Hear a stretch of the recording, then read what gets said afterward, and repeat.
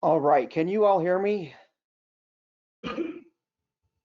Sadly, yes. Thanks. Okay, someone is upset that they can hear me, so we can at least get started with the meeting. It is 6 p.m. Ms. Sylvia, are you ready to go? Yes, sir. We're not doing roll call tonight. Okay, sounds good. So welcome everybody in person and online. I had to join online tonight, and so I will be running the meeting kind of, well, this is going to be one of those instances we got to try things out. So here we go. Luckily, it's just a work session and we'll be able to get through.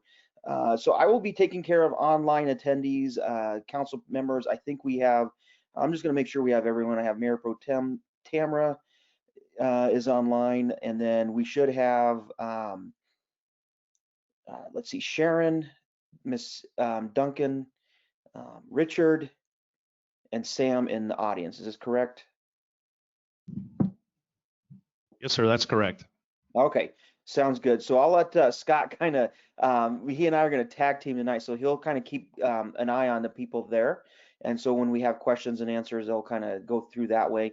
I can hear everything pretty loud and clear on this side, so we will go that way. And then for Greg and Tamara, I will just kind of keep an eye on your mics here, and if you have a question or anything, please let me know. Or you can do the chat underneath. And right now we have one attendee, and that's Mr. Rick. Welcome tonight. I know you were here for the last one as well.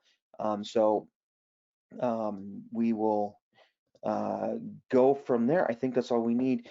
Again, this is our second part in a two-part series of budget, and we went 3 hours a couple weeks ago, and so we're kind of finishing up everything tonight. And talking with Scott last week around budget and just the amount of information that it keeps gaining over the years that at least in the last 15 years that I've been working with it. I think we are at a point where next year and possibly into the future, we may need to be adding a third meeting, splitting them up a different way so that we're not trying to shove everything into 2 different nights and then try to make decisions from there. So kind of think about that as we move into next year and how we want to attack that. I think this council will be a part of that process anyway, as far as next year's budget goes, and then maybe set the tone for future councils as well. Again, we're getting that large and that big of a budget that it's just taking a lot of effort and time. Hopefully as well next year with the new system that we're using for our budget talks and things, that will be a little more smooth.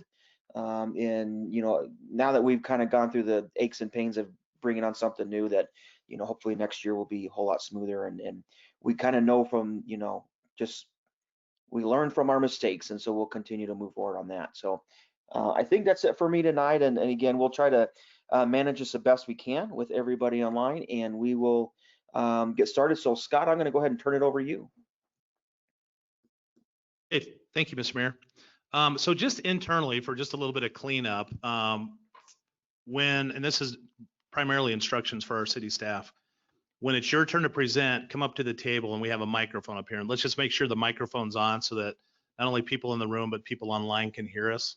I also want to make sure that everyone knows we're going to really try to walk through this, not slowly, but deliberatively, so that we don't feel like we're sort of rushing a bunch of information by everyone. Because sometimes there's so much information, it's really hard to keep up with it all. And so we're going to try to do a good job of slowing it down a little bit, spending some time on each one of these slides, talking about what they mean and answering any questions.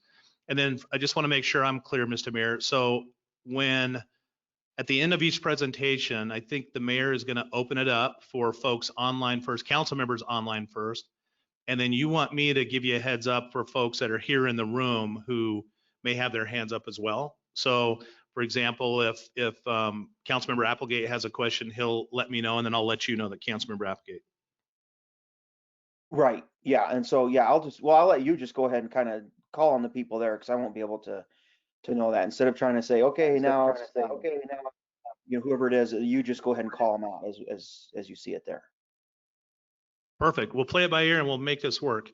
As we're getting kickstarted tonight, I just really appreciate the council taking time out of their schedules to, again, spend another night doing this. As the mayor said, there is a lot of information in these budgets, and it really, you know, as much as I know none of us really like meetings, it probably wouldn't be a bad thing to consider starting to spread these out a little bit, maybe over 3 nights, to give us all a little bit of room to slow down and not get as much stuff thrown at us in one night. So tonight, our primary focus is going to start off with the utilities. We're going to start off with water. And if you look at your table of contents in your budget binder there, that's really the flow. That's the order that we're going to go in. Every section should have its own tab, make it easier for you to access. And you'll also have page numbers throughout the whole thing. So we'll try to remember to continue to reference those page numbers to make it easy for folks. The only thing that'll be a little bit different is rather than waiting till all the way to the end to touch base on water and electric capital, we'll just, as we're talking about water, as we get to the end of the water fund, then we'll hit on the water capital. So at least when we hit water and electric and then we jump to capital, we'll do a little bit of jumping to the very end of the booklet, but we'll let you know when we get to that point. When you received this section of the budget, you also received essentially an executive summary of our budget as well, which includes some of the things that we discussed that I mentioned to the city council on the first night. If this meeting tonight, if we're able to get through utilities and then these smaller funds, and we have some time left over, if it's okay with the council, I'll circle back to that executive summary, touch on it a little bit.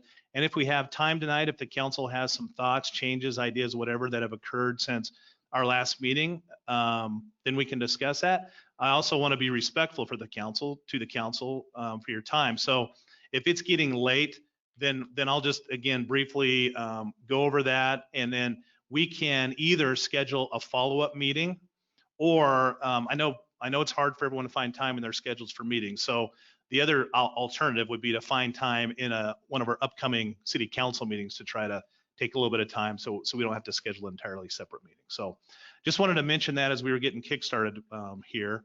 Any questions before we start? Okay, there's nothing here, Mayor. Anything online?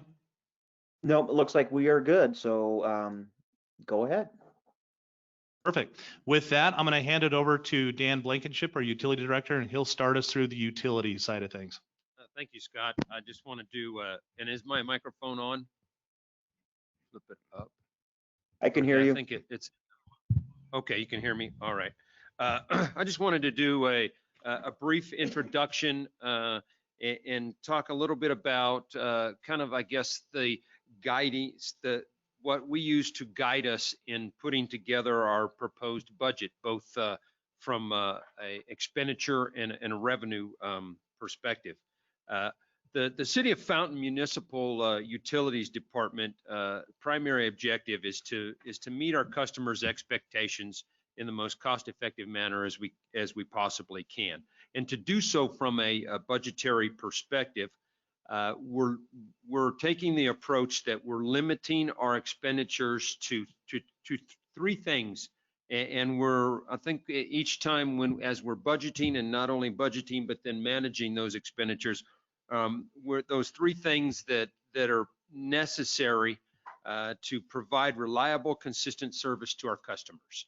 So we kind of ask ourselves this question when we're budgeting and when we're spending money. You know, is this expenditure necessary to provide that reliable and consistent service to our customers that they expect? Is it necessary to ensure water quality standards are met, providing safe drinking water? And third, to ensure that billing and collections are timely and accurate. If we can't provide the service and we can't meet our customers' expectations if we don't have the financial resources to do that with. So when we're looking at spending money, we're looking at it from a perspective are we providing reliable and consistent services? If we can say yes to that, then that's something then we've included in the budget and something that we will expend money on. Can we or are we providing safe drinking water, and are we ensuring that the billing and collections are timely and accurate?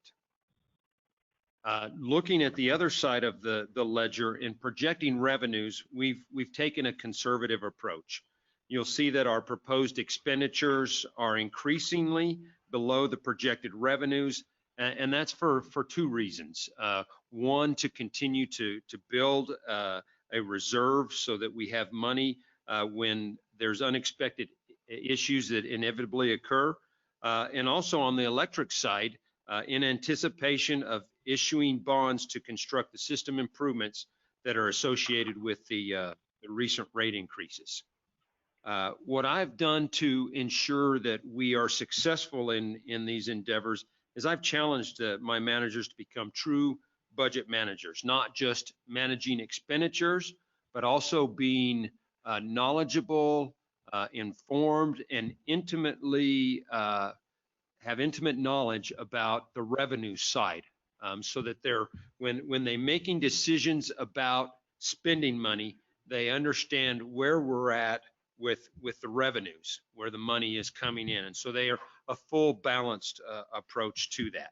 And so those are the things that I think that we used as guides as we put the budget together, and as we will then manage the budget going forward. So with that, I will go ahead and turn this over to Mike Fink, our water superintendent, and he will talk to you about the proposed water fund budget. Mike, just for a quick second. One thing that I wanted to mention, I forgot to mention it last time, but I wanted to make sure I mention it tonight for those who may be watching this later or who may be online right now. There's a lot of information in this, in these budgets, and a lot of that information is just for informational purposes. It's descriptions of what each department does or what each fund is. It's descriptions of, pictures of their organizational charts, those sorts of things. Excuse me. We're not going to necessarily read through all of that. We're going to, as we go through these budgets, as we go through water and electric, we'll of course hit on their big picture revenues first. We're going to spend some time on those. And then as we get into the expenditure side of things, we're going to spend a little bit of time highlighting some of the bigger highlights. We're not going to go through everything for the past year. We're going to highlight some of the bigger goals for the upcoming year. And then we're going to really spend some time on the budget itself and those numbers. And of course, then we'll flip to capital. So I just wanted to describe that process first. I just didn't want anyone to think that we were going to go ahead and go through the tedium of reading the entire budget. But there is some really good informational stuff in there. Sharon. Presenters, please refer to the page numbers that we're on so we're not scrambling around trying to find where you're at. We can really be paying attention. Yes, and I hope everyone heard that, but we will make sure that not only will the presenters refer to the page numbers, but also when our presenters are speaking, that they'll speak clearly into the microphones. And we don't need to have our masks on when we're presenting, just to make it easy for folks to, to hear. And we'll make sure we use the microphone as well. Thank you.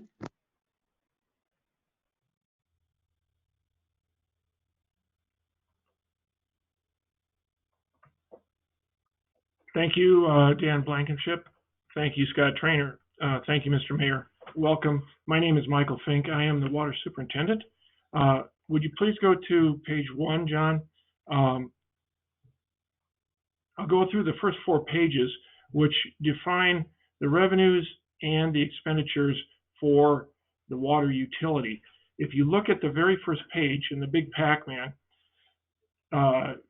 it has the large blue Pac-Man that eats up almost all the pie. That is our metered income and bulk sales and construction water that we sell. That's the bulk of our income for the water utility. The 2 smaller different colored pie pieces are the developmental fees, which consist of infrastructure charges for new development and water rights charges for new development. The purple miscellaneous is everything else, and that can be bond income, that can be grants, that can be collections from a one-time source. We had several of those this year. In fact, today, Dan Blankenship closed on the sale of a piece of property. That's miscellaneous income that was not budgeted for. So those are the sources. Go to the next page, page 2, please, John. And it goes a little bit more in depth to those. Water sales, again, are between $9 and $12 million a year projected for the past 2 and the next 2 years. Currently, we are on schedule to be about $10.3 million in metered income for the water utility, which is a little bit higher than we budgeted. We are probably not going to bring in as much money on the tap fees as we had budgeted. So sometimes those things work out, sometimes they don't. A lot depends on the weather. We sell much more water in a dry year, such as this, than we do in a wet year, such as 2 years ago. So that affects both the income side, but it also affects the expense side, because one of our largest expenses is purchased water. Go to page 3, please. And in most years, you will see that the pink bar, which is your expenses, is actually lower than the green bar, which is your income, except for 2020 and 2019. Well, 2020 actual was adopted, and 2020, as we are right now, was as we're running this budget. We sold bonds in 2019. We did not spend all of the income from those bonds on the capital elements that were to be built from those bonds. We pushed that into this year and possibly a little bit into next year. So it distorts the 2020 budget to see that expenses outstripping the income. The income is not, the bond income is not realized until it is actually used. If you want to go to page 4, this is the financial side of it. The upper part is expenses. They're actually summed to the top of all the expenses. Most, again, are the charges for service and the permits and the development fees. Then the rest of them are miscellaneous. This is on page 4, please. There you go. So 2020 year to date, $9.8 million in. Next year's approved budget, $11.3 million. 2020, I'm sorry, 13.1 for next year, and 12.2 for the year after that. The expenses, the salaries and benefits include not only the operation staff, but that line also includes the part of the administrative that we pay and part of the customer service that we pay. So the water utility and the electric utility support the utility administration, and they support the customer service. The materials and supplies are the pieces and parts. Purchase services include design services, vendors who are contractors for us, the city or the water utility attorney, and capital outlay is when we actually build things, usually with bonded revenue. Transfers out, we transfer money into the general fund every year as an expense for using general fund services such as HR and finance. So that is a real quick run at financial for this year and next year. As I said, we're on track to meet our budget this year, and part of that is because of some extraordinary miscellaneous income that just came in. We sold a piece of property today. We'll recognize that as the miscellaneous income, but that is a one-time thing. We may sell a piece of property next year, and we also have a debt owed to us by another utility that will be paid next year. So you'll see a miscellaneous there of 1.1 in 2021, and it goes back down to a normal, what I would consider a normal miscellaneous of about $46 million or $46,000 the year after that.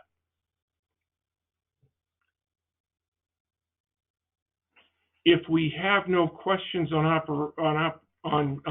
finances, we can always return to this when we look at the capital elements. But I want to go to the operations, and the first page of the operations, if you can toggle that up, John. Let's just take a moment just to pause and make sure we don't have any questions. Okay, I'm not We don't seeing, have anything on our end here.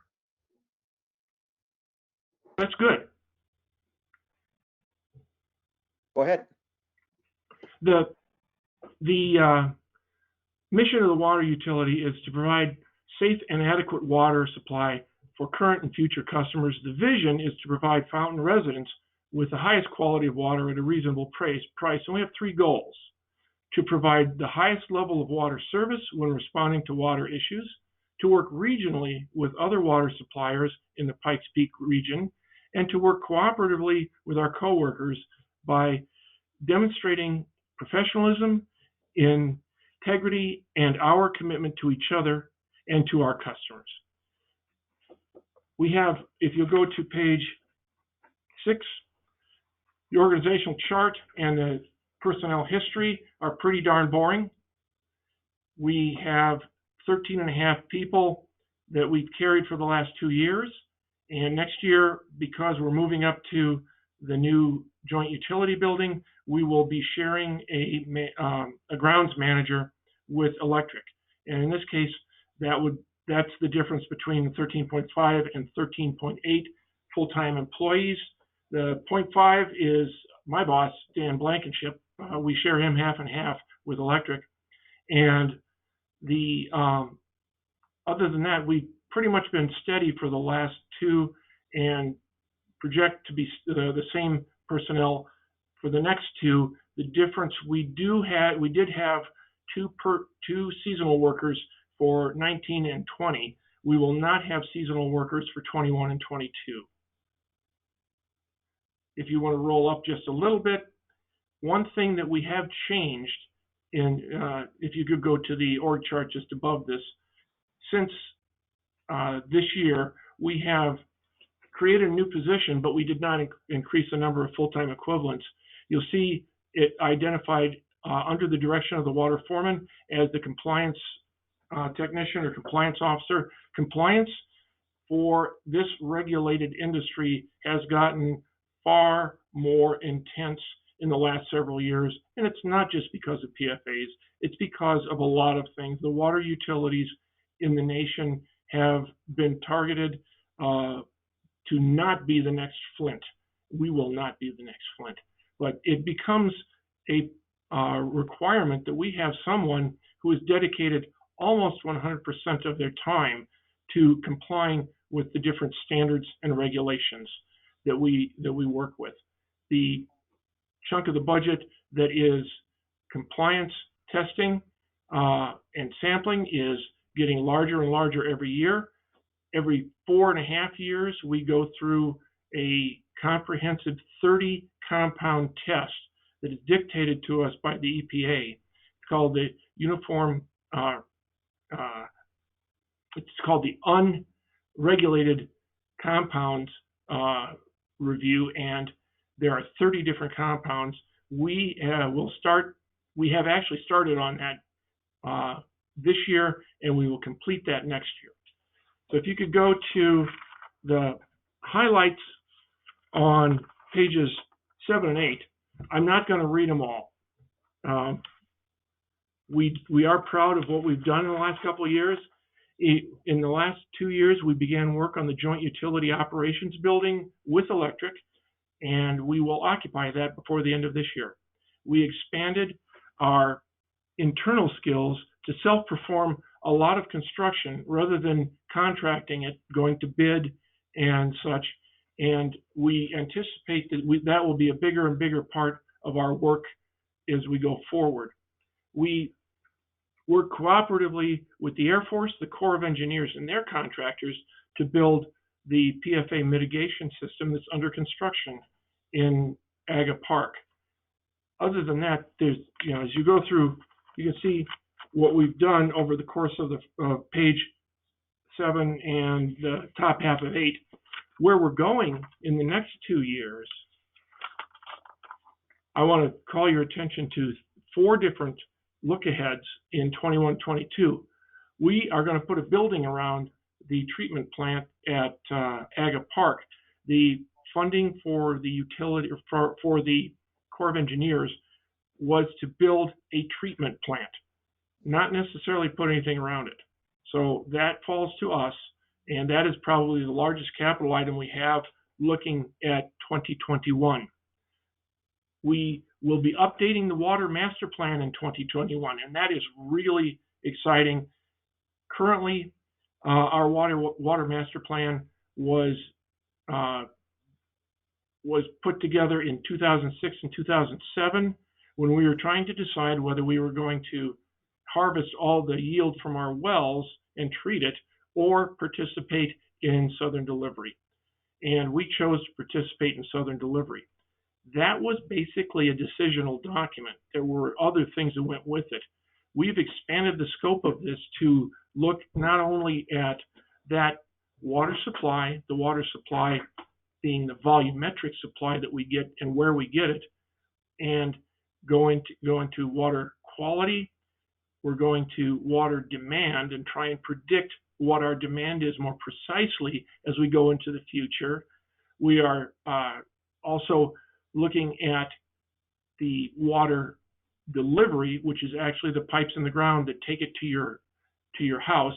We are looking at coordinating with planning, with land use planning and water resource planning, which is a goal of the Colorado Water Plan, that 75% of all Coloradoans will live in communities where the water resources planning is coincident and congruent with the land use planning. I've actually lectured from different places in the state about that. So I'm looking forward to that. And we are also going to go through completely our finances and our policies as we go through this water master plan. It's going to be exciting. It's also going to impose a larger cost because we'll be bringing some of our outside experts in to work with us. However, this is the city's plan, and the water utility will be in charge of it. We will also look to perfect 2 decrees that we've filed for water rights cases to achieve adjudicated water rights. In Colorado, water rights are granted to you by a court. It is a long and tedious process, and we have 2 cases that we have filed to be able to use the water that we have purchased. At that, the 4th thing that we're looking forward to is the design and construction over the next 2 years of the diversion structures and augmentation structures for our Dr. Rogers Ditch water right, which we filed in 2015, I believe, and we received the decree in 2019, in late 2019. So it was not part of our budget to do that this year. It will be for the next 2 years. Again, as you go through a little bit deeper breakdown on pages 9 and 10 of the budget and where the pieces and parts lie within the budget. Fixed costs, variable costs, purchase services, etc.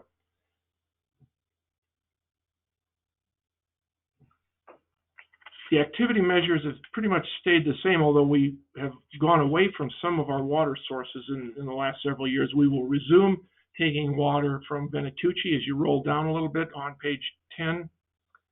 I think, Mike, Next you've year- skipped us right past the budget. Yeah. We're going to hit the budget item first. And then we're not going to go Oh. through every activity measure. Oh. You might have missed that when I was mentioning at the beginning. Okay. The pages that you've got in front of you now are elements that are within the OpenGov software that we have filled out. Materials and supplies and purchase services are parts of operations and maintenance, and the steady elements on that are the materials and services. The purchase services vary on the amount of water that we purchase. Salaries and benefits are pretty reasonable to project out. Materials and supplies, likewise, and purchase services for non-capital items, such as responding to other water suppliers and opposing them in water court. We don't have a whole lot in leases. The capital outlay in 2020 most of that was, again, from the 2019 bond issue, and it will continue into next year with the building around the treatment plant, and then it drops back to a reasonably small amount in 2022, $373,000. So you can roll to page 10, please.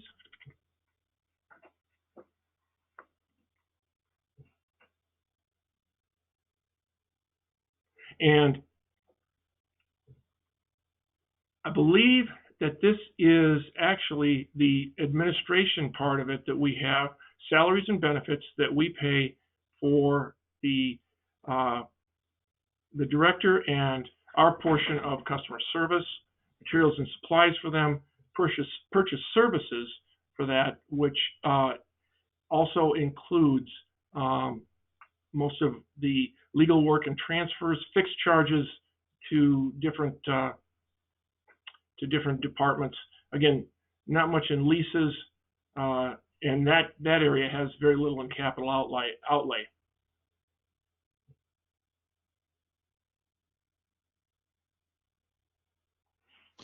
Okay, thanks, Mike. So we're going to pause there for a minute. Again, just now that we're at the end of the dollar piece of the water budget, and open it up again for questions. So any question? I'm not seeing any hands yet, Mr. Mayor, but let me I'm looking around here. Okay, nothing here, Mayor. Okay, and online, I don't have any from Mayor Pro Tem or Tamara. Mr. Rick is asking, how much debt, outstanding bonds does the water fund have?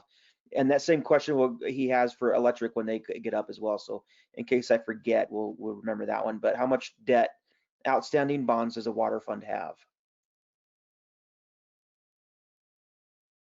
Good question. Yeah, and we'll circle around back to that and get that information for you.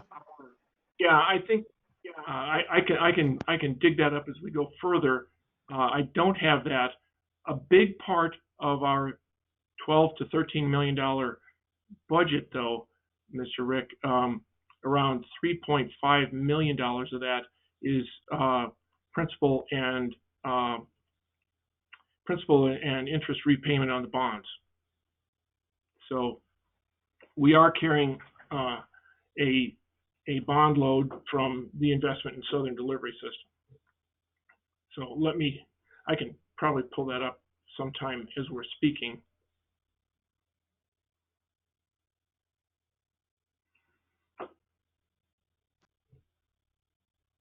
But we will circle back and get that information for everybody, and as well as you, Mr. Rick. Now, at this point, I believe we're going to switch to the water capital, correct, Dan? We're going to go over to water capital now. Okay, so just for reference, there's a tab towards the end. So, oh, sorry, Sharon has a question. Ada mentioned that you were going to start purchasing water again from the Venatucci wells. I've had that question a lot from different citizens in the community when we're going to begin doing that again. I wasn't real high on the list of getting the filtration system into it. Is that what hold up on that? And I know it's not a budget issue, but since you said it, yeah, gotcha. No problem. The Venatucci wells were a very good source for us for 10 years. It got us from where we were in 2006 until where Southern Delivery came through in 2016. We leased the water we developed the Venatucci wells and leased the water. The Venatucci wells then were basically mothballed along with all the rest of our wells in 2016 because of the perfluorinated compounds concentrations. Those wells are now going to be treated through the treatment plant that's under construction for Security Water District. Under the lease between the three utilities, Whitefield, Security, and Fountain,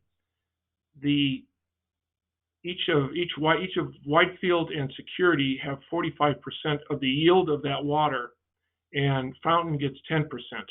That's about 130 acre-feet per year, which is roughly 2 months of supply in the winter, if you look at that. So when the Venatucci well field is restarted and that water is processed through the Security Water Treatment Plant, we will take the equivalent of 2 months of low flow water and pay for it when that happens. I'm anticipating that that will happen sometime next year. So yeah, that investment is not wasted.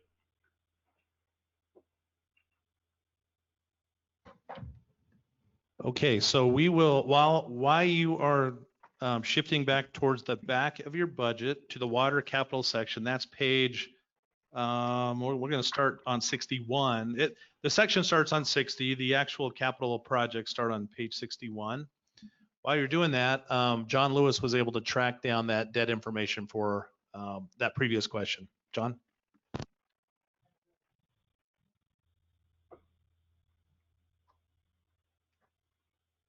As of 12/31/19, we had approximately 54 million in debt in the water fund. As of right now, it's closer to 51 million because we paid off about 1.4 million and we refinanced one of the bonds for a savings of 1.6 million. So approximately 51 million.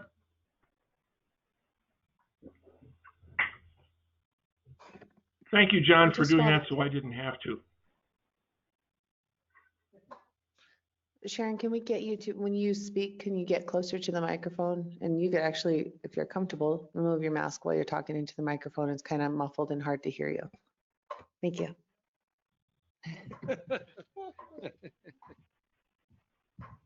Okay, so now we're back on page 61. Mike, it's back to you. Could you roll down capital items are durable, last longer than a year sorts of things. Water mains, treatment plants, fire hydrants, and meters they're all capital. They are depreciable and they depreciate at different schedules. The large elements of that usually require a bond issue because we don't carry that much cash to buy a new treatment plant or a new 3 million gallon tank. Those get planned years in advance. So we're looking at some really important capital investments over the next several years, but also ones that we can control.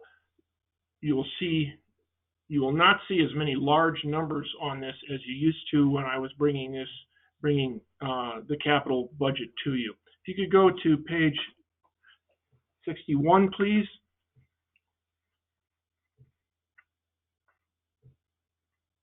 The first item is Charter Oak Ranch Road. Charter Oak Ranch Road is being reconstructed by Colorado Department of Transportation under management of El Paso County.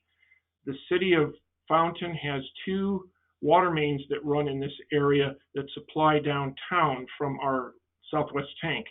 This is in the industrial park area south and west of the southern interchange with I-25. When CDOT reconstructs a road and there is a utility within the road, the utility is really on the nickel to pay for anything that has to be moved. And in this case, when we first looked at this reconstruction of Charter Oak Ranch Road, our water mains were impacted in 18 different locations. We worked for 8 months with CDOT and the contractor to redesign this roadway so that our water mains were only impacted in 3 locations. So we've knocked down that exposure to $175,000. At the last meeting, you approved a reimbursement agreement with El Paso County because one of those 2 water mains is in an easement that we obtained. So if the utility actually owns the easement, and CDOT decides to rebuild the road and affect that, then CDOT pays for that work. And that was the IGA that you passed last week. That project will start in the first quarter of 2021. So our exposure on that is about $100,000. But because the cost, we have to pay the contractor $175,000, we will get reimbursed from the county for that one water main being replaced. If you roll just down a little bit more, I mentioned this before, the Dr. Rogers Ditch Diversion and Augmentation Station. This is actually a picture of the Keaton Dam Augmentation Station, or diversion point, and looks very much like that. This is south of Fountain, near where the Jimmy Camp Creek joins the main stem of the Fountain Creek. We purchased the Dr. Rogers Ditch and took that agricultural water right through court case and got it decreed for municipal use. To use that water, we have to divert the water from the main stem and measure it and then return it to the main stem. And so we are going to be designing that over the course of 2021 and constructing it over the course of 2022. That will allow us to use that water. We think that that's a valuable water right. It is the number 25 priority on the Fountain Creek. And it was subject to call this year because the call on the creek went down to the priority number 17. Roll it back down a little bit further. SCADA is supervisory control and data acquisition system. This is how we can see what's going on at our new treatment plant, at our wells, at our pressure relief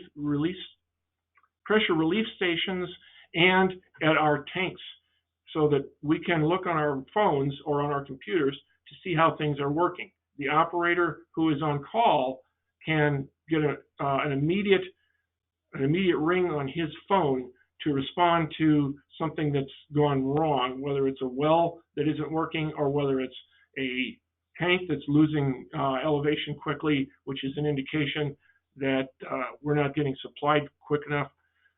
This is the basis of this that we're building right now is going to be constructed by the Air Force. We have worked with them, and luckily most of the cost of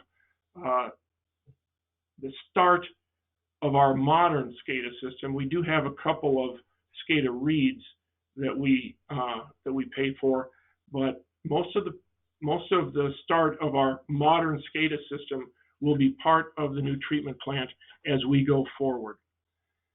Roll down just a little bit further. Whitefield Aquifer Recharge Association is a three-entity agreement between Security, Whitefield, and Fountain to develop a below-grade reservoir in the Whitefield Aquifer.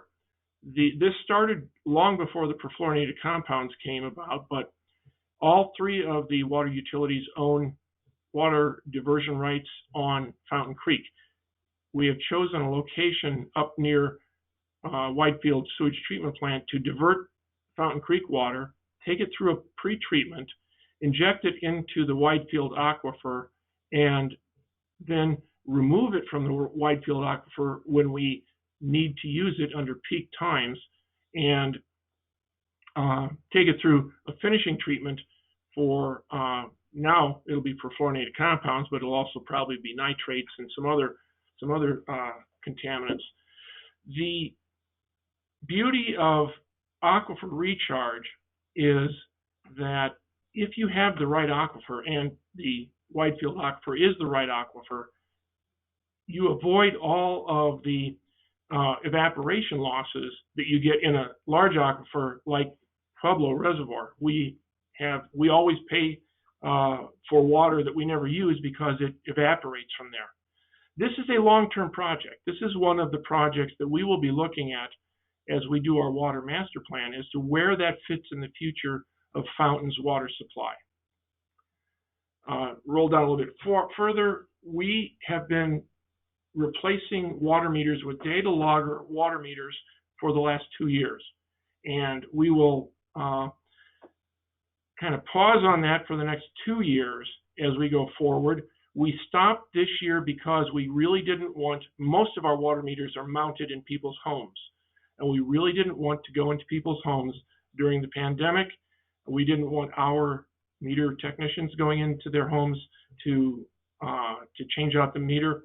What you see there, though, is an example of a water meter that goes into a pit meter outside.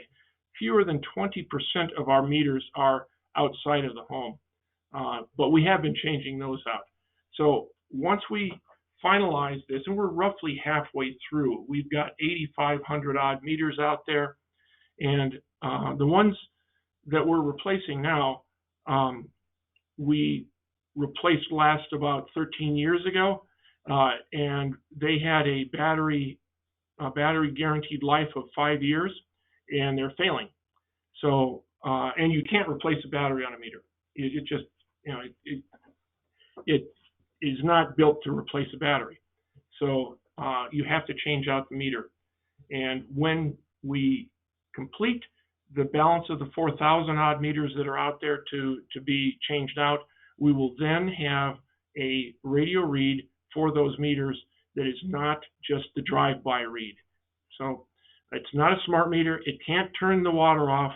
It can't affect anything. We can't send a signal to it. All we can do is receive the signal that it sends.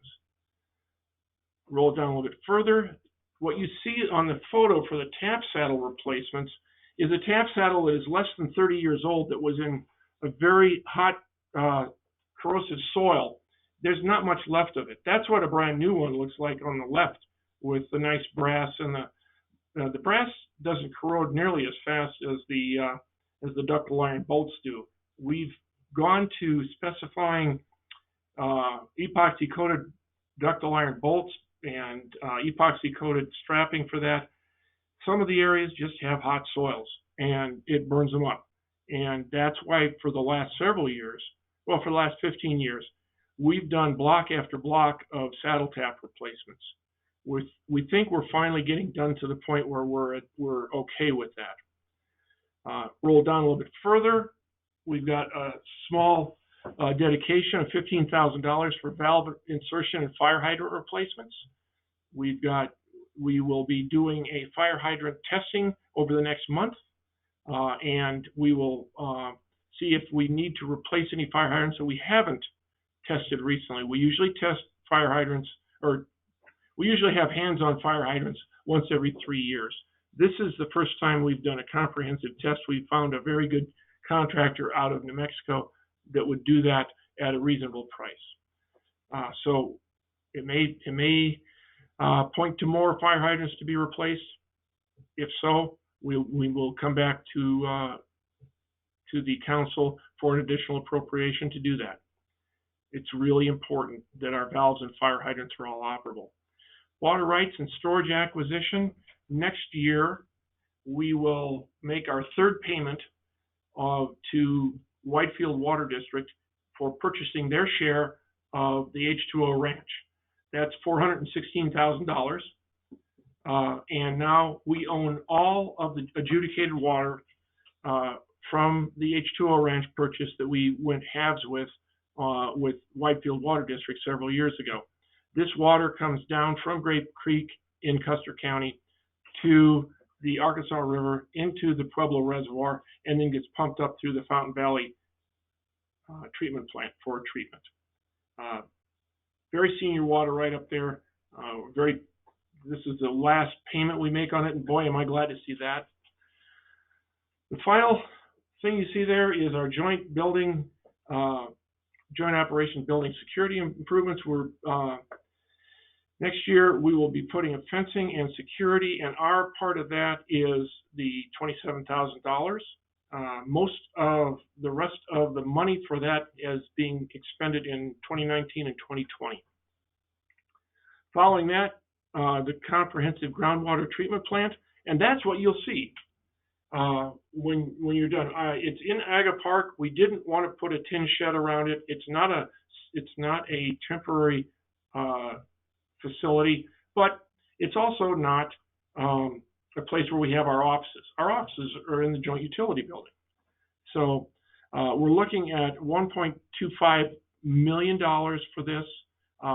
We have a high clearance on there because inside is the chlorine contact tank for the water and the two ion exchange tanks. So it's a little bit higher than a regular garage.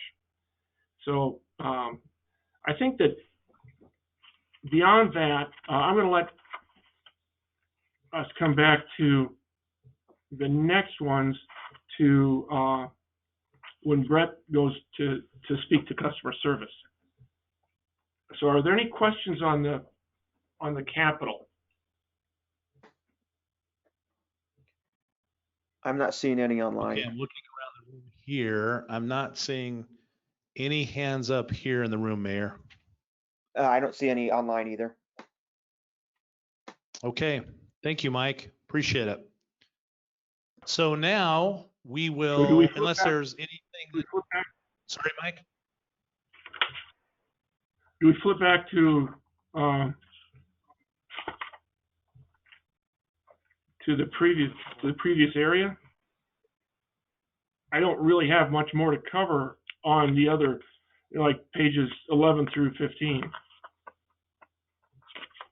We're taking a pause here at the end of the water budget to make sure that if there's anything that anyone needs to ask, we show in there the 2022, as the council knows, we try to show and plan for 21 and 22. Of course, we don't actually adopt it by 2 years. It's just informational.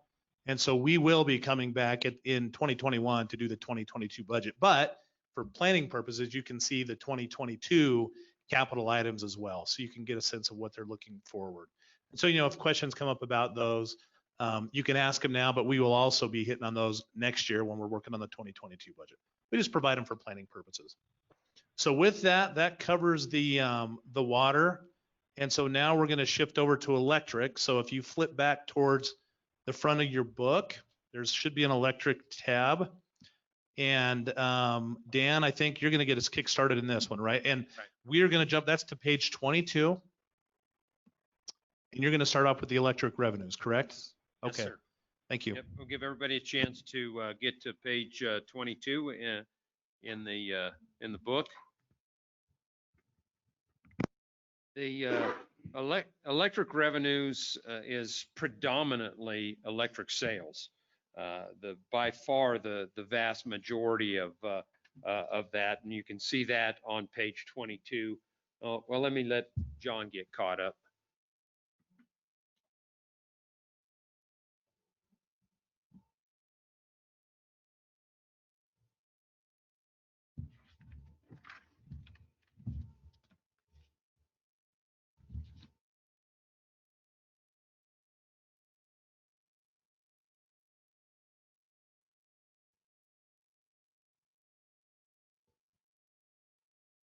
Getting closer. There we go. I think it's going to get us where we need to be. And if you can just kind of scroll down, John, to where the pie chart is. I don't know if there we go. As you can see that the vast majority of revenues comes from electric sales. We do have some other sources of revenue. John, if you can just scroll down a little bit, and we can see that there's that's the electric revenue history, and the projections there. But the different components there is electric sales, new service connections. We have a charge that we charge to new services to help cover the cost of extending that service to a new residential. We have system development charge, and that's what the developers pay when they're putting in and when a new system is put in. And the system development charge is designed to kind of offset the cost of things like substations and substations and transmission lines, and then a variety of miscellaneous revenues. Those are primarily customer service charges that are associated with electric. You can, we can continue on, John. The same scenario that we had in water, we have in electric in 2020, where we had issued 20 bonds in 2019, and started some expenditures from those bonds in 2019, and then into 2020, where the vast majority of those bonds revenues were expended. So that's why you see the expenditures being much greater than the revenues. But as you move into 2021 and 2022, what you see is the expenses being less than the revenues. And that's a trend that we will continue. We do anticipate the need to issue debt in the future for the system improvements associated with the rate increase that was just recently approved. But we did not want to put those into the budget because we want to be able to refine those costs. We don't know exactly when we're going to need to issue debt. And so rather than trying to project and estimate that, we'll come back to you at some time, probably during 2021, with a full plan of how we're going to finance those improvements. The next page is just a detailed explanation of all of the revenues. As you can see, when you look in there on the revenue side, the charges for service, the numbers that you see projected for 2021 and 2022 take into consideration the 4% of revenue that was part of the rate change that was approved at the last meeting. It also takes into consideration a factor of growth of 1.5%. Historically, at least over the past half a dozen years, we've seen growth at about 2 or 2.2%. But once again, my approach towards revenue projection is to be conservative. Because we're using those revenue numbers then to establish what we have available for expenditures. And I've always taken the approach that if we're conservative, it's better to end up having more actual revenue than coming up short and then having to make cuts. And so I projected about a 1.5% growth in addition to the 4% rate increase. So that's what you see on the charges for services. As far as the expenses go, we're going to go ahead and move forward into operations, and Carl will talk to you about in more detail what those expenses are. But before we move in there, are there any questions that anybody has on those on the overview? Mayor, I'm not seeing any hands up in the room here. Nothing on this end other than the question that's a carryover from Mr. Rick earlier about the electric bonds. And I don't know when would be the proper time to answer that question. We will track that one down as well. Okay.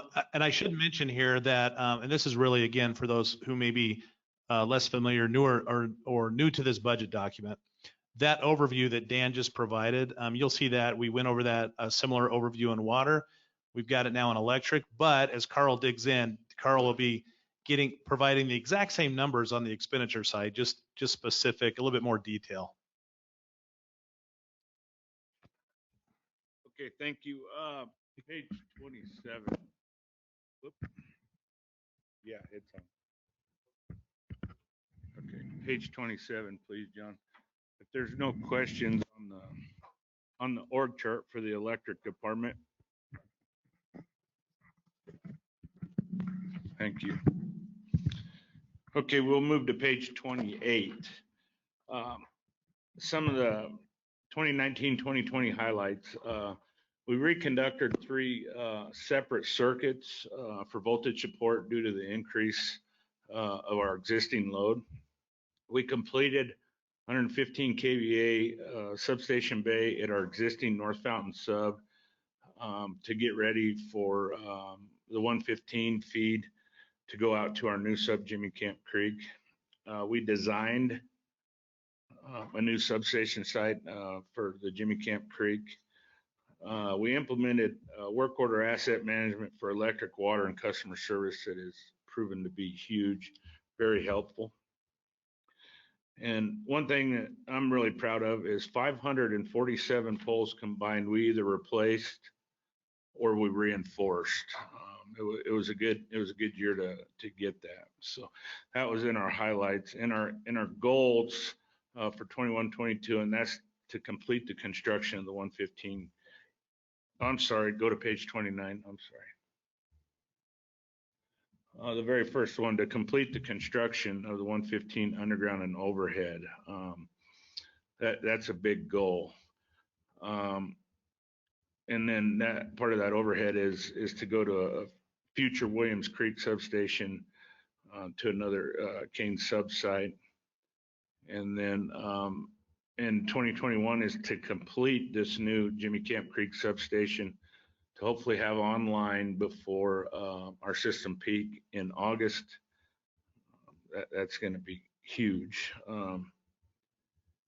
And then out of this new Jimmy Camp Creek substation is to run some primary to pick up our existing customers that our system, the conductor and the power transformer substations are at their limit. So with the ability to do all this, we'll be able to at least get sleep at night during the summer peak. And then another big goal is to complete and get constructed on our CSU interconnection. Page 30, please.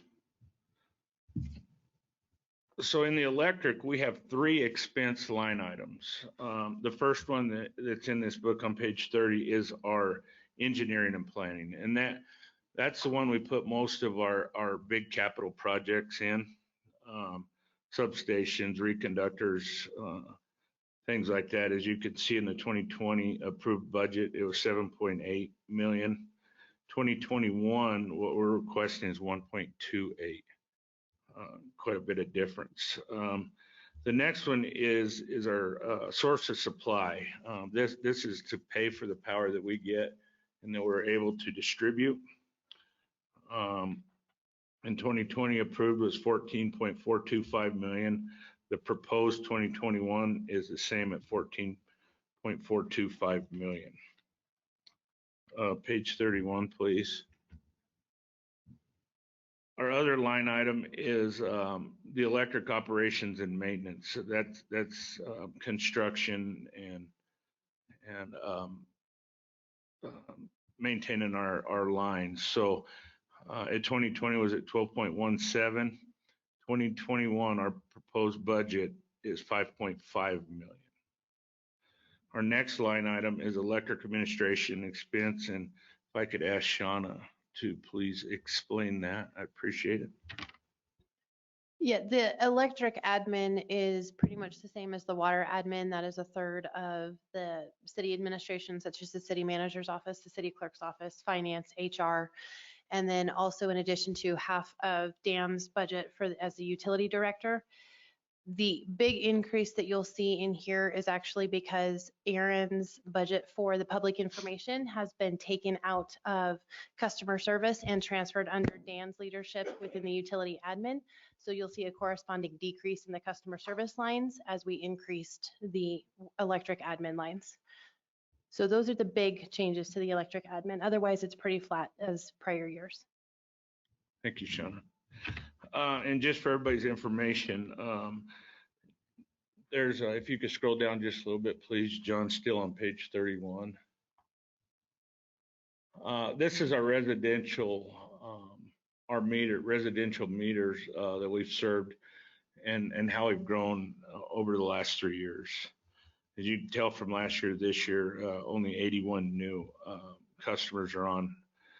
And then population, commercial meters served, quite a growth from 2019 to 2020. We're at 1,080.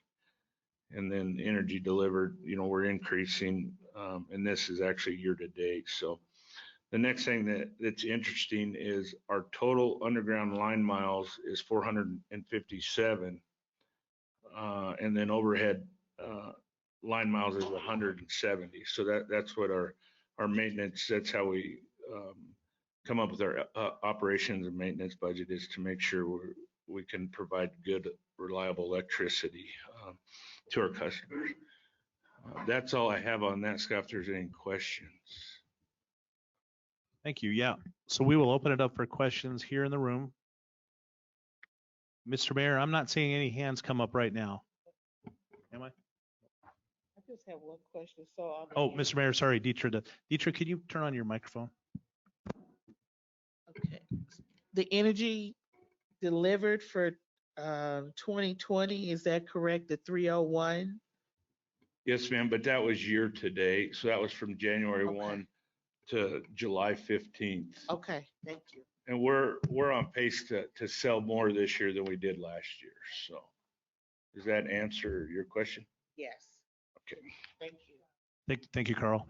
Well, it sounds like John Lewis has some information on Mr. Rick's question on the debt service. The remaining debt for the electric fund is approximately $12,300,000. Thank you, John. Okay, Mr. Mayor, anything online? I am not seeing anything online. Looks like Mayor Pro Tem and Tamara are hanging tough there, and nobody else online. And Mr. Rick says thanks for both those informations, if that makes sense. Okay, sounds good. So now, if you would flip back to the electric capital section, and that is actually on page 73 is when the first project shows up. So we'll give everyone a second to jump back there. And then Carl will continue at that point.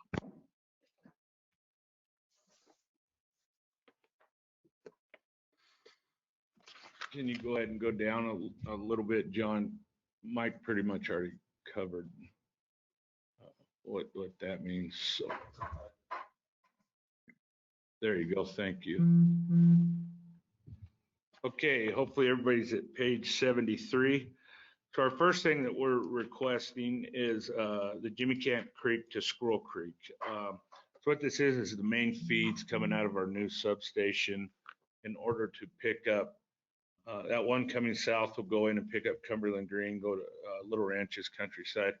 And the one that's just kind of going west, that's going to pick up Heritage and Cross Creek and stuff like that to shed load off our existing transformers that are at their capacity.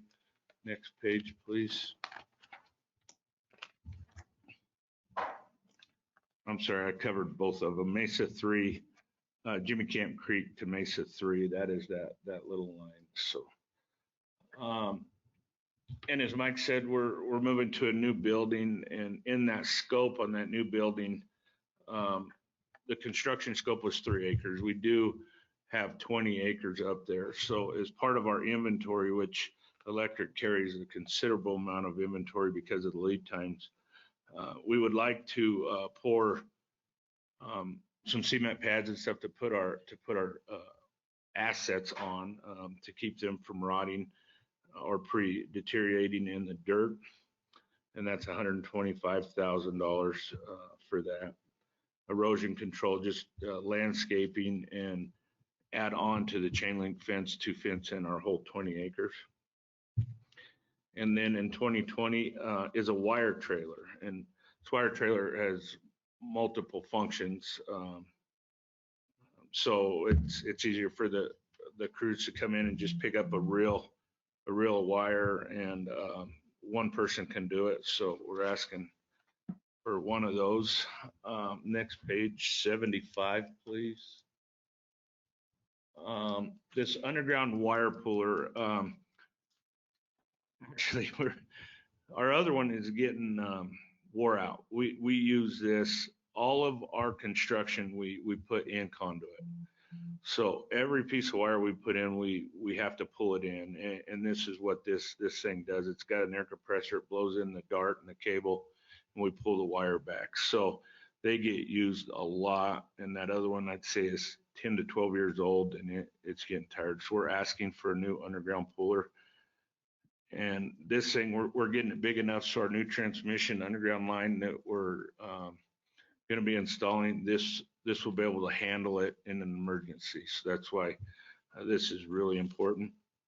The next one is a vac truck, and what this is, it's a high pressure wand. You use a high pressure wand, and then you see that big tank in the back. It's a vacuum. So when we're digging around other utilities, we don't put a backhoe or anything in the ground. We use this vac truck to expose other utilities, and it's taken our cuts way down by over 50%. So if we're close to a gas line or fiber optics or anything, we use this. And this one here is, I'm saying, pushing 20 years old, and we've rebuilt the pump this year, and it's ready to go. And then our AED replacements is very important for everybody, especially in the electrical field, because electrical contact will stop a heart. So we're looking at replacing the AEDs for the crew foreman and one to have at the new building. And then an indoor forklift. Currently, we have a large forklift to lift our big inventory stuff. We're looking for a smaller forklift that can work inside, run off propane or electric to house our indoor inventory. If there's any questions on our capital needs, that does it for electric. Thank you, Mr. Mayor. I'm looking around here. Are there any questions? I'm not seeing any hands come up here, Mr. Mayor. Okay, and here, Mr. Rick asked, I think it's more for later. In the past, you've had a chart that showed population growth for the last 10 years, along with the growth in staff for the same period. Can you update that chart and show it when you do the final presentation of the budget? Thank you, Mr. Mayor. That's a great comment, Mr. Rick. And yes, we are. We actually have a number of tables that we're updating and we'll be including in the final budget. Okay. And I see nothing else as far as council members online, so we should be good there. Thank you, everybody. Thank you, Carl. Okay, at this point, let's take I think, Scott, you can read the room if we need to take a 5-minute break. I'm seeing some head nods. Yes, Mr. Mayor. Okay, we'll go ahead and come back at 7:20.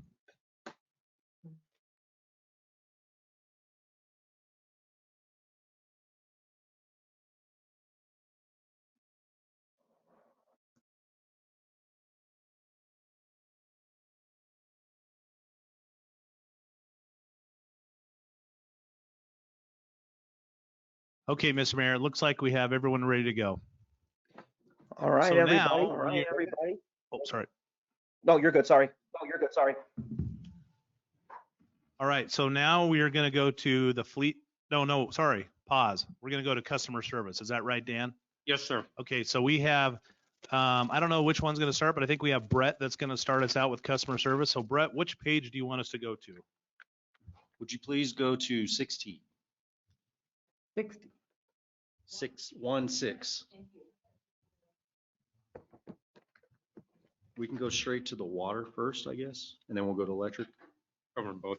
Yep. I think they're about both the same, pretty close. Correct. Okay, give me just a second. I'll call that one up.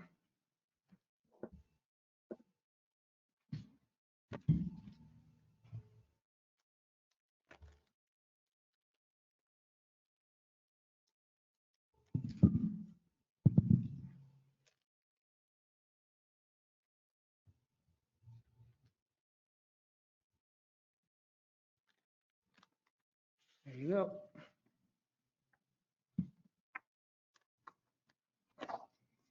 Good evening, council and other attendees, and Mr. Mayor. I'm going to go over a split between the electric and water for customer service. We're going to go over the water first, which is a 30% split. This is the org chart. We have 23 employees. And then if we go to our goals on page 19, our highlights, sorry, page 18. So we underwent a big change. Just to give everybody an overview of what customer service is in charge of, it's essentially the making sure the utility bills go out on time and that they are accurate and the meters are measuring correctly, and that we turn on services and turn off services when people move in and out of their residential homes or for businesses. So some of the highlights: we implemented a new customer information system, and that is what is in charge of basically the bills. With that, it came a utility bill redesign. We also added a new customer web interface. This allows customers to make payments online, check their usage, view their bills, those sort of things. It's a customer experience. We also implemented a new meter data management system. And what this allows is basically streamlining processes. We went from papered service orders to mobile service order system for our field technicians, our water tech and our electric tech. And with this meter data management system, we can now take meter data and we can automate our service orders utilizing some of our other existing technologies. So when a customer moves into a residence, a service order is generated and it passes through a system where it automatically connects the electric meter, pulls the data from that electric meter, and starts the reading at that given date. If that fails, then it will go to manually to be distributed to a technician to go out there and visit the account and manually connect the meter. So we have automation in place by setting up a new payment processor and this new customer information system to where we can automate processes utilizing our AMI electric meter technology.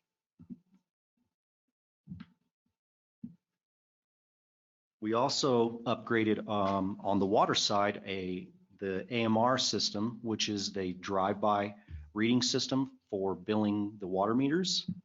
That is done on a monthly basis where we drive by a customer's home in order to pull the reading in and then send that reading over to another system for billing.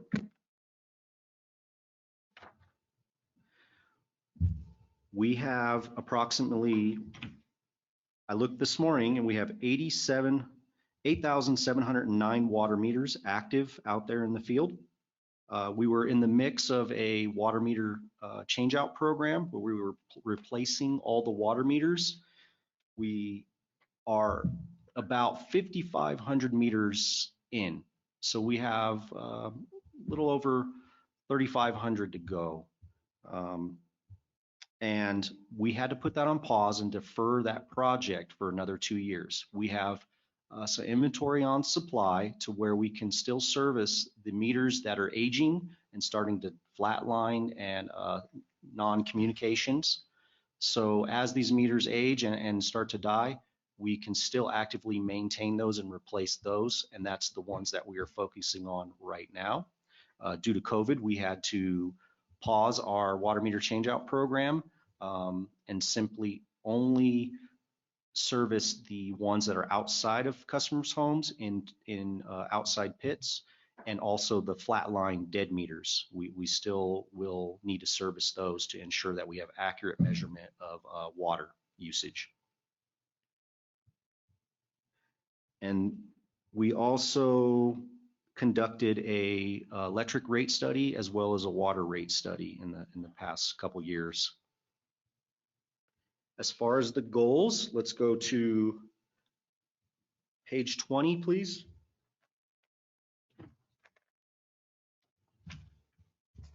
Future goals, we have deferred our water rate case until 2021. We are looking at doing a water master plan. So we're gonna, after we conduct the water master plan and we support that initiative, then we will look further at where our rate structure is for waters, and we'll conduct a water rate case in the year 2021. And we're also looking to continue and look for opportunities to enhance our customer experience through conservation programs, other educational programs, bill presentation, the customer web portal, and just general communication engagement with the community, utilizing automated calls and an online web presence and some of those types of notifications. Okay, on page 20, we have a budget, and on the capital outlay, we don't have a whole lot of capital improvements to support, but on the water side, we have 60,500 that is essentially for the ADA compliant ramp on the front of customer service. It needs replacement in order for it to be ADA compliant. So the cost to do that is approximately $90K. So we have to pull some funds out of water as well as some funds out of electric in order to fund that project. So that's where a majority of that 60,500 is from. The other part of that is a conservation, water conservation tools. And we have some field tools that we need to buy to read the water meters, as well as a antenna for the drive-by system for the trucks. So that's 60,500. If you want to look at the pictures of that, they are located on page 65 of this document.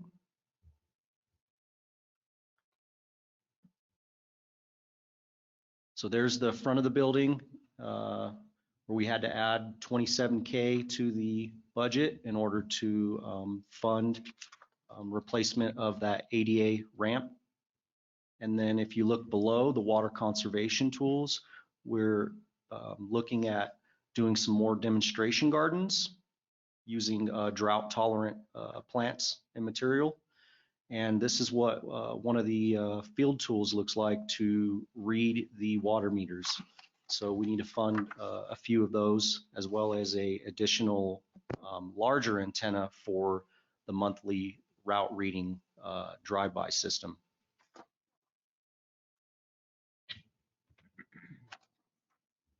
And that's what I have for customer service in relation to our plans. Are there any questions? Okay, I'm looking around the room here, Mr. Mayor, for any hands up for questions. And I'm not seeing anything right now. I don't have any on my side either. Okay, thank you. One other thing I just wanted to make sure we clarify on the ADA improvements for 101 North Main. It's not just the ramp, is it? Didn't it also include the ADA ramp at the intersection of the road as well, or is it just the building piece? Just okay, so there's a separate. Are there separate funds? In our current, current, the CDBG is using for. yeah, and then we also have some money Okay. in our current budget too. Oh, copy that. Thank you. Okay, so if we can jump to the electric side, which is funded 70%. 70% of the electric funds the customer service. So that would be page 33, please.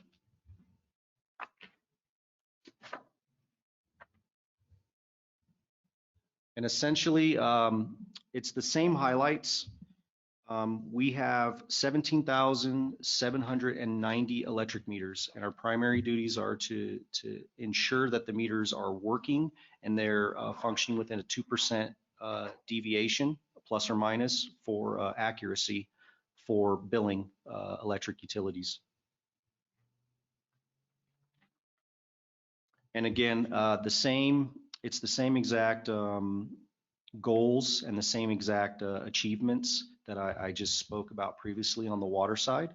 It's, you know, the CIS system, customer information system, and the other upgrades that we have implemented on the systems and the customer experience with the web portal and some of the automation that we have set up. Going into the budget, we have shaved some costs, just like on the electric side, but we do have one capital improvement item, and that again is for the ADA ramp. So that's where you see the 63,000.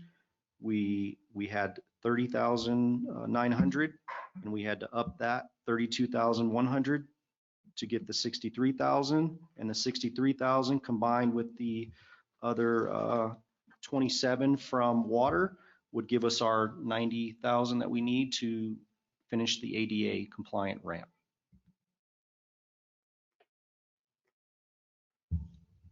Short and sweet. I think that's all I have. Are there any questions here in the room? Okay, Mr. Mayor, I'm not seeing any hands up here. None on this side. None on this side. None. Thank you, Brett. Thank you, Brett. Thank you very much, Mr. Mayor. And the rest of council and everybody that's attended. Thank you. Oh, Mr. Mayor, we do have a question here from Sam. On that next page, the activity measures. What page is that on, Sam? What's that? What page number was that? 38. Yes, sir. Is this the time I would ask a question about the write-offs? Yes, I will say that COVID has impacted our operations, and we are, due to the governor's orders, we are not allowed to, or we are in compliant with the governor's orders by not assessing late fees and not assessing reconnection fees. The last time that I looked at it, it was approximately $210,000 that we have lost in revenues due to not assessing late fees. 12% of that is used to recharge our Lighten the Load fund, which is used to assist those that are in need for assistance to pay their utility bill. So at this time, that fund is not being recharged due to the governor's orders. We also missed out on some reconnection fees, which is for those that are late in payments and have been disconnected due to non-payment of utility services. And we've missed out on approximately about 88,000 or so in those fees. So it was to a tune of about 300,000. If the order continues throughout the rest of this year, it's going to be close to about 400 grand that we're missing out in revenues. So what I would say is our collections processes are in a good state because we started disconnections bright and early when the governor released the executive order to allow disconnections due to non-payment. We started that process and we started our collection efforts, and we're on track.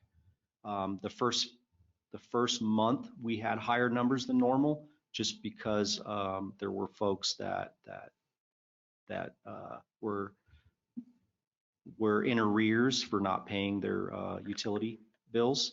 But right now we're on trend with where we were normally for this time last year. So I will say that we're okay in collections. It's just we are missing out on late fees and reconnection fees. Thank you. Did that answer your question? Yes, sir. Thank you. And if I can just add something in there, based on my previous experience, our bad debt ratio is very low compared to other utilities. So I think our customer service department does an excellent job of getting the bills paid and very low amount of bad debt and write-offs. Yes, I'll agree. I would just say with utilizing our technologies, we are able to disconnect a large bulk of a group of meters at a time, depending on the billing cycle. And so we can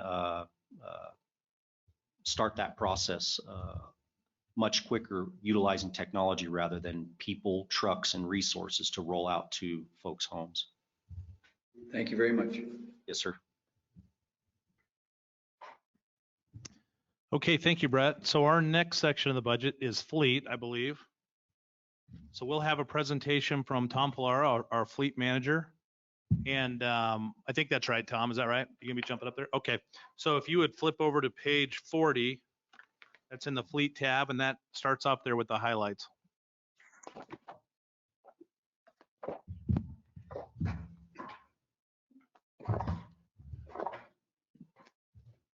Good evening, everyone. So on page 40, the organizational chart and the personal history chart are all the same as it has been. So we'll go straight to the highlights for 2020, which is on page 41. And we replaced 4 new code trucks for code enforcement and upfitted those, as well as 6 new Tahoes for PD. Due to the COVID thing, we've not been able to get the techs to a lot of different training because a lot of different stuff was canceled, but we have had a couple online programs for training that we've accomplished this year. Also, for the budget that was approved last year in capital for the new exhaust ventilation system, we are going forward on that. And if all works by the middle to end of December, that will be complete.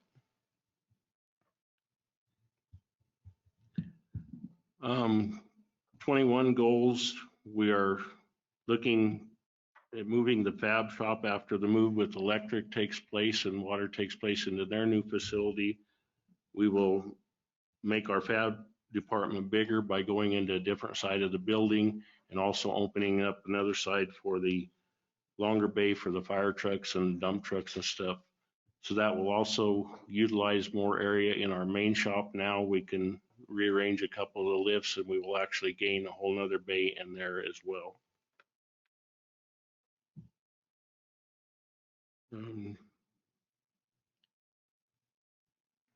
That's pretty much it on there. If there's any questions, we can go to capital. Okay, I'm not seeing any hands up in the room here, Mr. Mayor. Is there anything online? No, we're good. No, we're good. Okay, we'll go to page 76, please.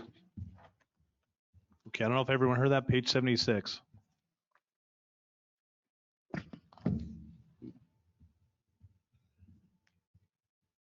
So in my capital for 21, I am asking for a new forklift. We share a forklift with the electrical department right now. So after they take it with them, we definitely are gonna have to have one for all the heavy stuff that we move around. And when freight comes in and loads of iron and everything come in, we have to have a way to unload this. Also, I'm asking for a hydraulic hose machine. This machine will save us a lot of time and be able to get repairs out quicker. Without having this, we spend approximately 2 to 3 hours to run to a shop to get these built, or then by the time we get them back on, positive aspect of it, if we have a snow plow or something like that that goes down in the middle of the night, we can make that repair then and hopefully get them back on the road quicker rather than to have to take them out of service and wait for a day or two before we can get it into that shop. The other capital item that I'm asking for is a heavy duty scan tool for the heavy equipment, such as a case backhoes, loaders and that type of thing.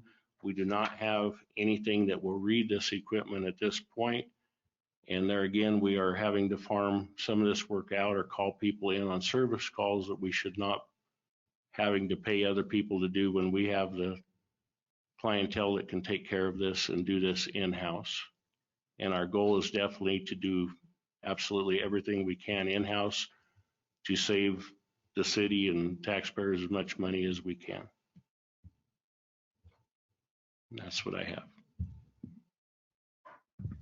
Thank you, Tom. So, Mr. Mayor, I'm looking around the room here to see if there's any hands up for questions from Tom for Fleet.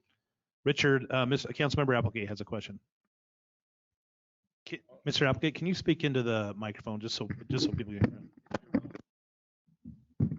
Yeah, on 79, there's some more things that you wanted.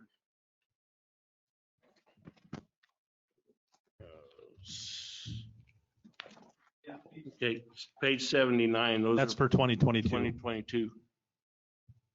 So the 2022, which is on page 79, the pickup that I have in there is a replacement on the lease program through Enterprise to replace the pickup that we have now that is coming due on its lease. And the alignment machine that I am putting in for 2022, the alignment machine that we have right now is outdated. We had the heads and everything upgraded this year and updated, but there's absolutely nothing to do after that. They said if anything goes down on this machine, we're dead in the water. There's nothing available. So that is my request for alignment machine in 2022.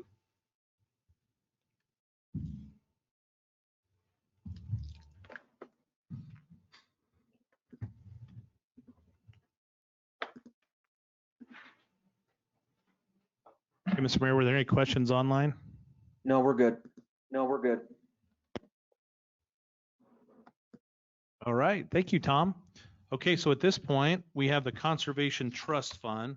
So it looks like that starts on page 43, and Sylvia Huffman will be hitting on that. Give me just a minute. Oh, and why John's changing there. Sylvia, is that the page you want to go to, or is there a different page? We're going to skip over to page 44. Okay, thank you.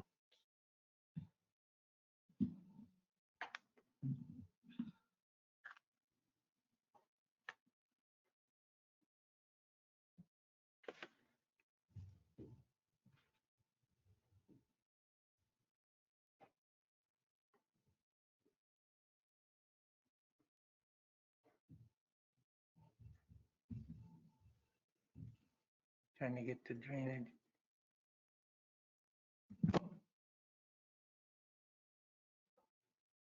Transportation.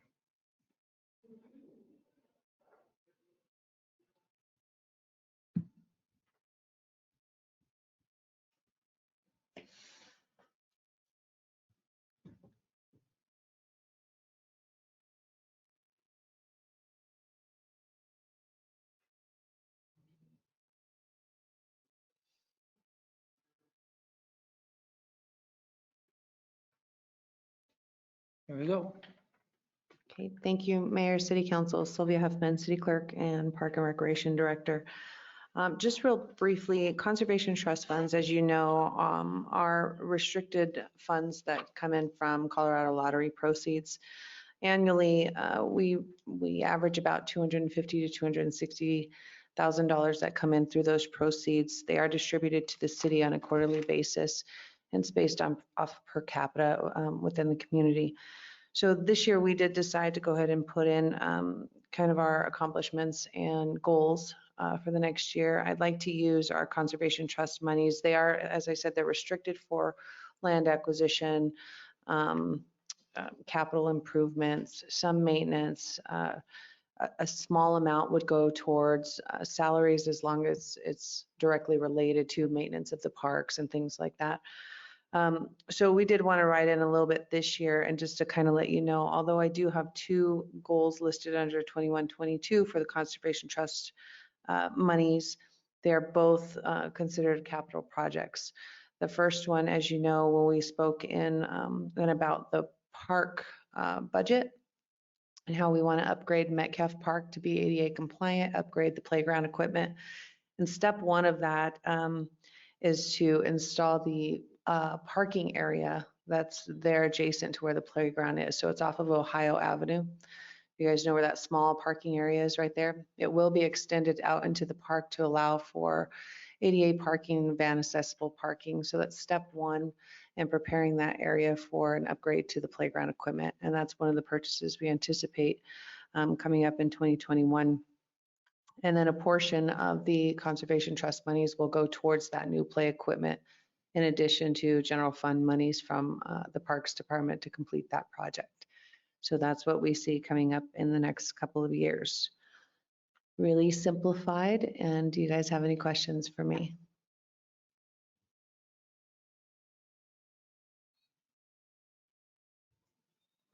Good here, Mr. Scott. Mayor, do you have any Good here, Scott. questions? There's no hands here, Mr. Mayor. Is there anything online? No, we're good. No, we're good. Okay, thanks, Sylvia. Thank you. All right, so now we're going to Heritage Maintenance Fund, and that, Sylvia, is that on page 45 that you want folks to go to? or- 45, yeah.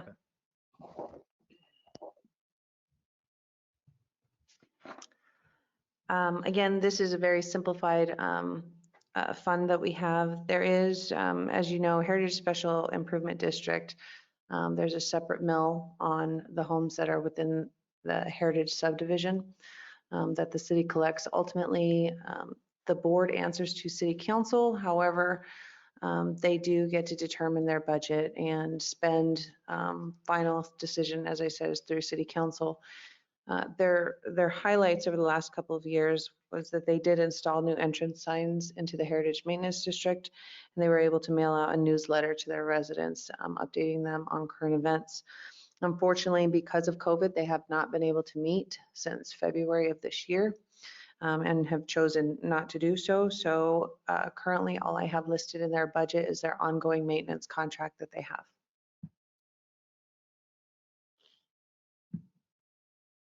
Thank you, Sylvia. Any question? Mr. Mayor, it looks we have one question in the room here. Go ahead. Sylvia, Go ahead. Sylvia, what is their bylaws require in terms of meeting? Just a one annual meeting or quarterly? Because we need to. It doesn't specify how many annually. Thank you.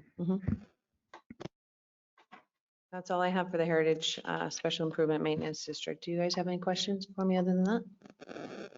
No more hands here in the audience or here in the room, Mr. Mayor. Anything online?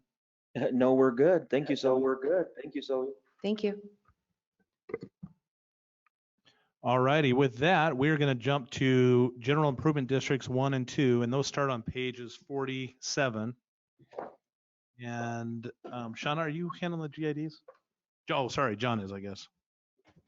So that will start off on page 47 is the description. 48 is when where the actual budget is, and that's what John's pulled up right now for GID number 1. And I've pulled up the budget for GID number 1. This is a special district that was established back in 2007, and it carries a 12 mill levy. It's expected to generate approximately 144,000 next year and 148,000 in 2022. And at some point, the money will be spent for life safety improvements, recreation improvements, and civic and cultural improvements. At this point, the fund has approximately $800,000 in it, and there are no expenses that are planned at this time for either 21 or 22. Are there any questions on that? Good on my end. General Improvement Good on my end. District number 1. I need some help on that. Yeah, can you, Mr. Mayor, the question was from Councilmember Thompson, the general area for GID number 1. GID number 1 covers all new projects that annex into the city or that develop in the city. So any of those new projects as they develop become part of General Improvement District number 1. And that's restricted by state statute to certain requirements of things that it can fund. So essentially any new development that you get coming in, I think GID was number 1 was created in 2006 or 7, and actually in partnership with the developers because they wanted to come together around the city to make sure that they're all funding some of these improvements that were needed around the city. Does that answer your question, Ms. Thompson? so the streets that are within that GID, are you talking about the Ventana area? Is that in it? Yeah, Ventana would be, I think Ventana would be GID number 1, wouldn't it? But it would also include any of the Norwood, Mesa Ridge stuff. Any of the new, Cross Creek South that could be developing fairly quickly. Pretty much any of the newer developments that'll be coming in, all will have to be under GID number 1. So is the current Cross Creek in that? I actually don't know if Cross Creek was developed before GID number 1 or after. We can look that up. I'd don't like to think look it it is. up Yeah. because I don't with them think it having is. $800,000 in there, I'm thinking if there's some streets that need to be done in that area, if it can be used on street improvement, that, you know, we Yeah. could begin looking at that as fund, possibly do some overlays or some different things to use some of that money to, I know we don't have the money to replace the streets, but the longer life expectancy we can give them Yeah. if they need it. I'm not imagining Ventana streets need it. I'm just why I'm being really specific on what areas are in it. So That's we could look the that up. timing for Cross Creek would have been about right. I just don't know specifically off the top of my head. But I'm checking. oh, Todd's going to look that up online. It shows up on the county assessor site. According to the description, the first 1.7 million in revenues are supposed to be allocated to life safety improvements.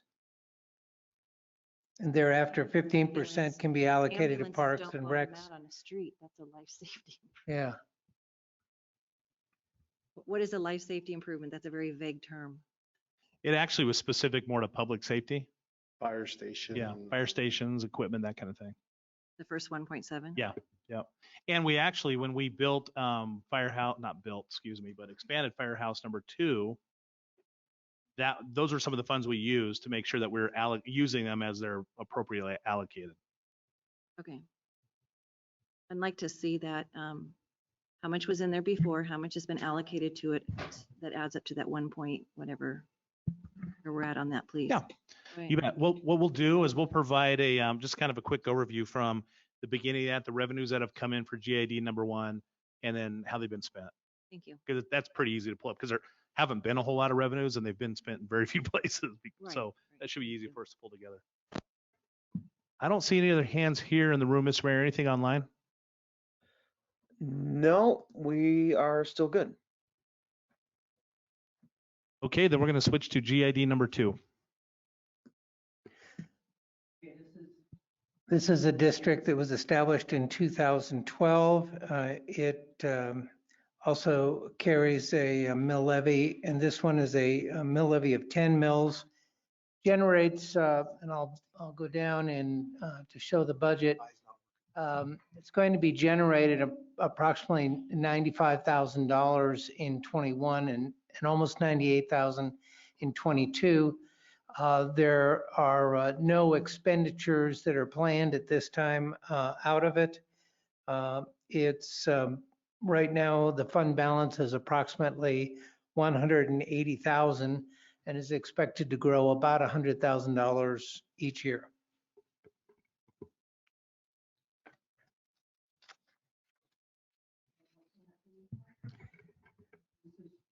This is supposed to be to help pay for expansion because the developer for that area, it was to help pay for water tap fees, plan review fees, et cetera.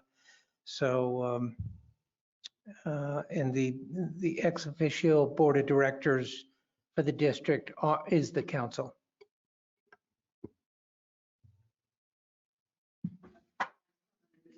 I'm still not understanding what that can be used as, for. The funds that go into GID number 1 can be number 2 can be they were primarily water related fees. So they can be used for water. And then we had some that were related to the development related fees. So there's a little bit of that goes into, oh, and I think was a portion of that parks as well. Sylvia, I don't remember that piece off the top of my head. Does that ring a bell? Or Shauna? Okay. So it can go specifically to those. I just can't remember if there's one I'm missing, but it's the specifically development fees, which are the fees that go on every time a developer comes in and develops, say, 100 acres, for example. There'll be certain fees that they pay to the city.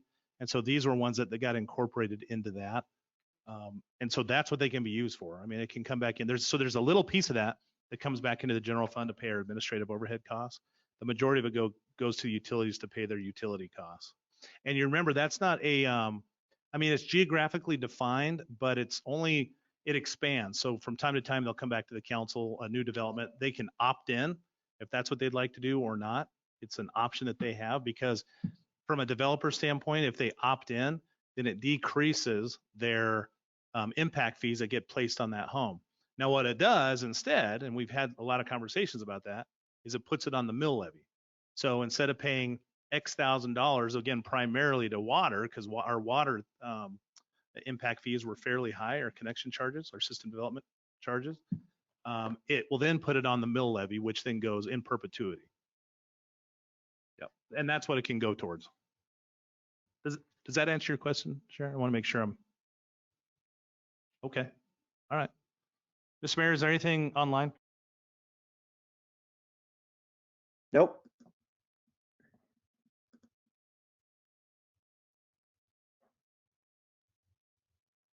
Okay, and I am looking at the tax information for Cross Creek. The question was asked about that, and I'm not seeing GID number 1 on Cross Creek. The question was about Cross Creek, and there's nothing on that.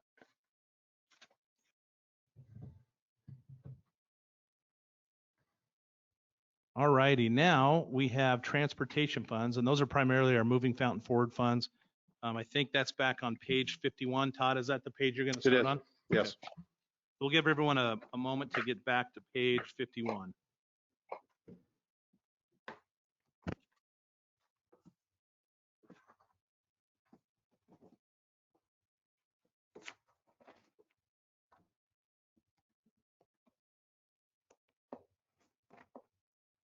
Would it be page 50, Scott? I don't have page 50, Scott. I don't have a.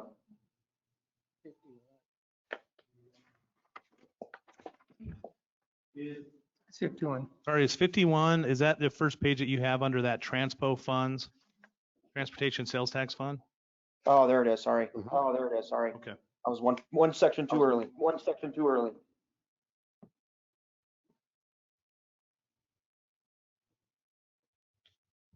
We ready?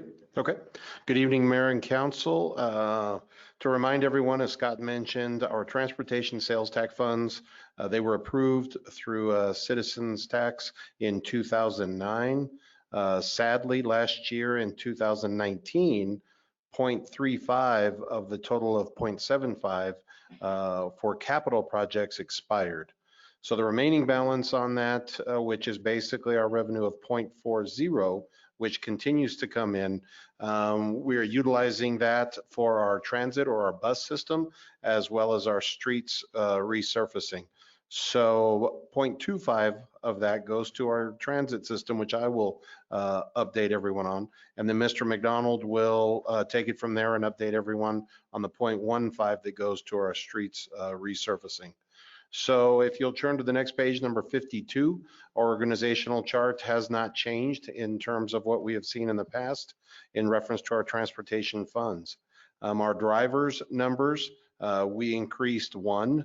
I think it was 3 years ago, and then we will be requesting this budget cycle a request of another position. And just a reminder to everyone, our transit drivers or our bus drivers are part-time. They are not full-time employees. So they do not receive full-time benefits. Some highlights of our bus service in the last 2 years cycle. We still work with our streets or our roadway focus group on determining all of the resurfacing projects that we do. Our next meeting with them will be November 11th here next week, when we will be working on all of the different roads that Bob and his crew will be coordinating resurfacing for next year. And just a reminder to everyone, on that focus group, we have the city broken up into 3 different zones, and all of those zones are represented by 2 citizens on that group, and they do determine our priorities. And that system has worked very well for us in the last few years. That group also attempted a citizen initiative last year to not only keep that capital portion of that tax, but also to increase it. And that was not successful. And just to let everyone know, we continue to get constant complaints in on our streets conditions. More and more, we're seeing those complaints come in related to neighborhood projects. And I just remind everybody during this session that we're having, that initiative was written so that it would focus those funds on our neighborhood streets. And that's where we're seeing the biggest need right now. So some of the other highlights, we were able to complete the Duckwood extension from CNS in Monterey down to Highway 85, 87. And so far, we're receiving nothing but good comments on that intersection. A result of that, Mesa Road, just to the north of that, was closed. They're at 85, 87. And I can tell you in my former position with the city, that was one of our highest traffic accident intersections in the city. And when those accidents occurred there, they were serious accidents. And those are down to, I won't say none at the new Duckwood intersection, but drastically reduced because of that Duckwood improvement. So we're very happy that we got that completed. We also got the traffic signal at Fountain Mesa and CNS Road completed. And again, we've got nothing but good feedback on that. And when you drive in that area, if there's not a construction project like Electric has going right now, you can really see the improvements in the traffic flow in that entire area. So that has been good. We continue to work on the relocation of the Illinois Railroad crossing to Indiana. And that is one of the projects that with some funding coming in from developers on the south side, it looks like we hope to start construction of that next year. We're working with the railroads. Of course, they've changed the standards on us and raised the standards. So we're going back through some improvement processes with them, but we'll keep working and we're hopefully going to get that started and completed next year. We continue to work on all of the moving Fountain Ford capital projects, even though that capital piece isn't coming in anymore. We will ensure that we utilize what we have left in that budget, and we're reaching out to District 8 on one of the projects. We're working out with anyone around the city that we continue to focus on that. And just as a reminder, we have 2 more intersections to complete to get our quiet zones in place, and that would be Ohio and also Indiana when that comes to fruition. Once we do that, then we will have all of our quiet zones completed for the entire city. So as you can see on those goals, I just mentioned a few of those. As we continue to move through those, we have applied for grants through PPACG, but a lot of those grants have matching funds that were required. So we had written that language into that initiative, but again, since we don't have that funding, those will be challenges even if we get the PPACG funding approved through some of those. Another thing that just occurred this last week that we're very glad that occurred, and it's kind of a change in that process from the past, and that is we got a transfer location approved through Mountain Metro, at least the Mountain Metro employees, for the new public health building over at the old Beckett Center. So that transfer location will be in security at Marquette and Main. So think the parking lot of Ross up by the Sonic. Our buses will enter Mountain Metro territory to pick up folks from southern Colorado Springs, the entire Fountain Valley, and they will be able to get over to the health building. So that's one of our goals that we had hoped to accomplish this year. It came late, but we accomplished that last week. That should come in front of our council and Colorado Springs Council in December itself. Something else that you'll see on your 2022 goals is Brandy informed me today, we believe we're going to be able to start the bus stop improvements that we've been working with CDOT and several others. So we'll be able to use some grant funding on that, as well as some other funding from this budget. So we hope to start that first quarter of next year. So when you look at the budget, again, in this, you will see a request for 1 new part-time employee. Part of that is it's pretty difficult to keep those employees at the rates that we pay them. We start our part-time bus drivers at $14.49 an hour. So with that, we have constant openings. So with this new part-time employee, we're going to be able to fill more positions. So when we have someone leave our system, it won't make it impossible to have a driver. So you'll see that request in here. Also, you'll see that this is one of the budgets that's in pretty good shape. We'll also be replacing 2 new buses on our bus lease program. Some of the ones that we've had have been miled out. But as you know, you're not receiving any complaints anymore on our buses not being in service because we do have all of our old buses that are no longer being utilized. All of them are new fleet buses. So as you can see, those are the new requests within this budget. And pending any questions, I'll be turning it over to Mr. McDonald for resurfacing. Any questions on our transit system or our buses? Mr. Mayor, I'm not seeing any hands in the room here. Anything online? Nope, you can keep going. Thank you, sir. Bob? All right, good evening, City Council, the Mayor. Just quickly on the resurfacing line and the resurfacing part of the budget. Of course, we rely on that 0.15 to fund any of these resurfacing projects that you see in here with the 2020 and the 2021 approved budget. Part of the challenge that we have every year, of course, is that we really don't know how much money is going to be in that budget until it happens. Part of the problem that I run into every year is as we discuss these projects with the road focus group on what their priorities are in the city, we have to manage a budget that really isn't there yet. So as I go through that, of course, the contracts for the resurfacing, I have to complete by usually April or May timeframe, or they won't get done that year.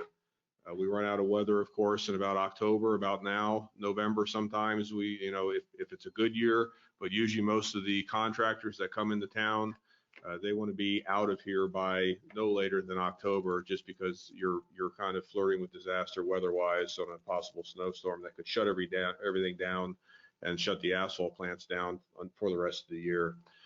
So it's always a challenge. This year, of course, in the beginning of the year, when we looked at our budget, we weren't sure what exactly was going to happen initially with the COVID.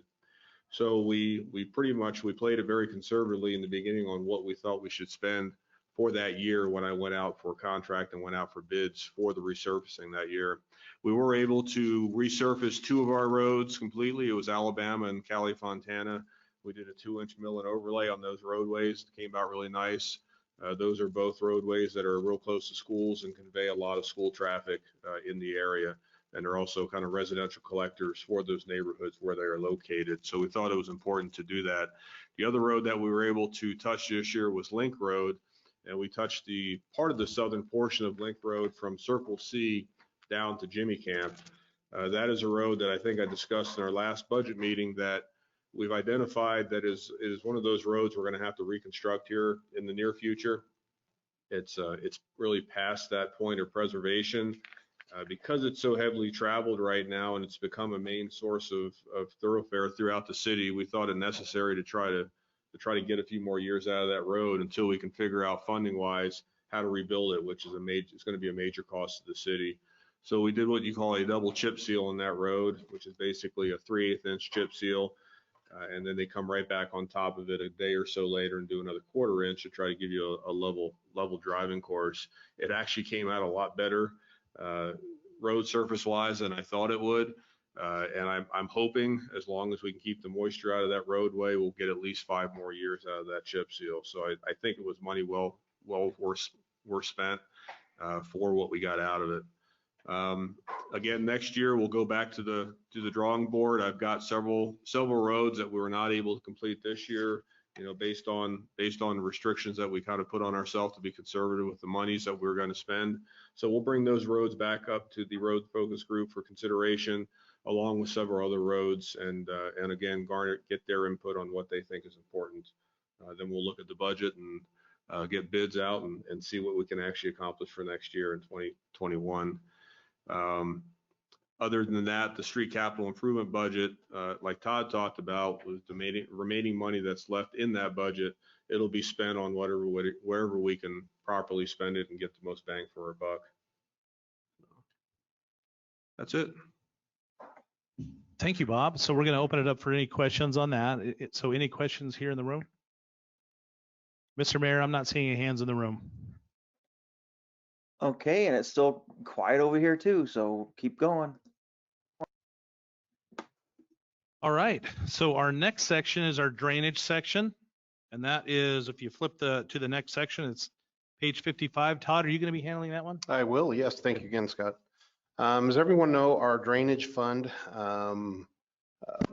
we have a drainage fund and it is accruing funding, which is a good sign. The bad sign is it's not going to be enough once some of our larger items finally reach out and touch us, such as bridges, other things. We have great representation right now on our biggest urgent drainage need, which is the closing of Southmore on the Fountain Creek. And Mayor Pro Tem Blauer is our representation on the Fountain Creek Watershed District. So he's doing everything he can from that perspective, but city-wise, this fund will come nowhere close to covering that project.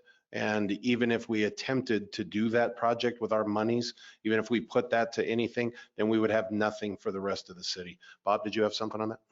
Yeah, and just one thing to add, especially with the drainage fund, is back, I believe it was 3 years ago now, when we had some of those heavy summer storms that caused some high erosion rates throughout neighborhoods, as long as some of our drainage is under these bridges. We have a bridge inspection that is completed annually. We have an outside party come in and do the inspection of all the supports and the foundations of the bridges. There were some significant erosion on several of our bridges that are going to need some pretty immediate attention.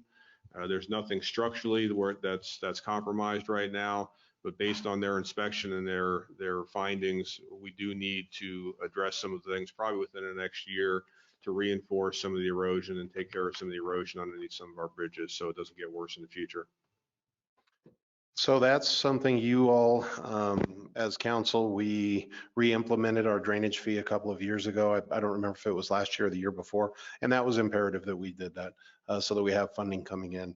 Some of our highlights as we talk about, our assistant city engineer, Ben Sheets, handles our drainage side of things for our engineering. He's exceptional at it. He's certified in these things. So we are really holding any new developments or commercial projects that come into their MS4 permitting processes, which is extremely important with all the legal actions that have gone along or occurred on Fountain Creek, that we're really holding everyone's feet to the fire. And you'll hear some complaints on that because it is expensive, and but it is something that everyone owes the responsibility of doing that up and down the creek. And hopefully all municipalities and counties are looking at that as a priority like we are. So Ben does a great job with that. Moving forward is our goals. I won't go through every one of those. A lot of those, Bob and Ben are working on different programs to include a complete audit with an asphalt program.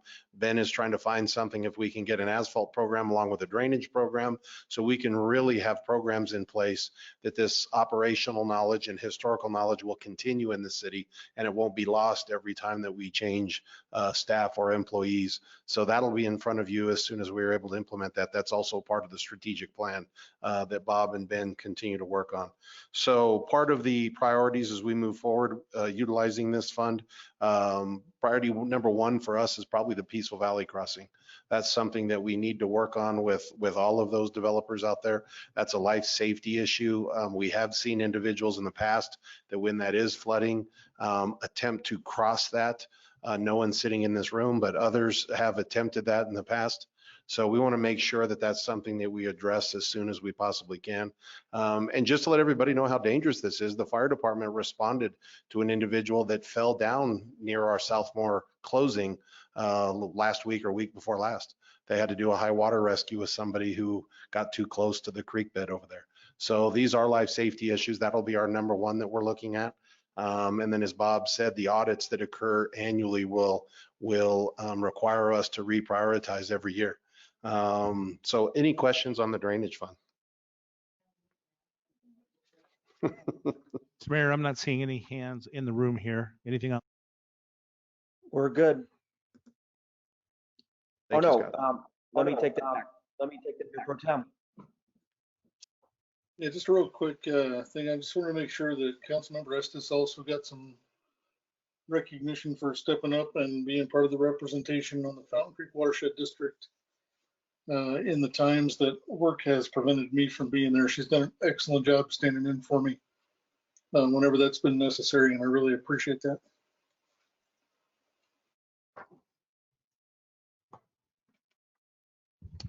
Thank you, Greg. Anything else online, Mr. Mayor?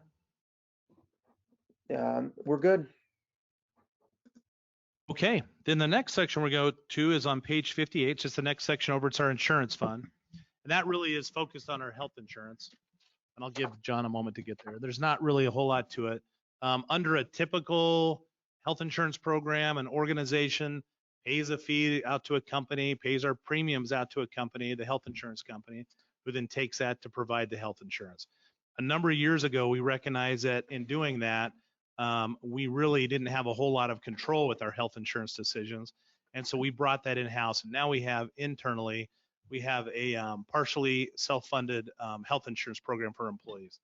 By doing that, we have saved, well, we had the number about a year ago, but over a couple $1 million that we've been able to save over the course of doing this, because we've been able to keep tight controls on the year-to-year health insurance inflation costs. I mean, obviously health costs still continue to go up, but because we're able to create our own program and dictate the specifications of our own program, we have a lot more control over that. We have a participation right now.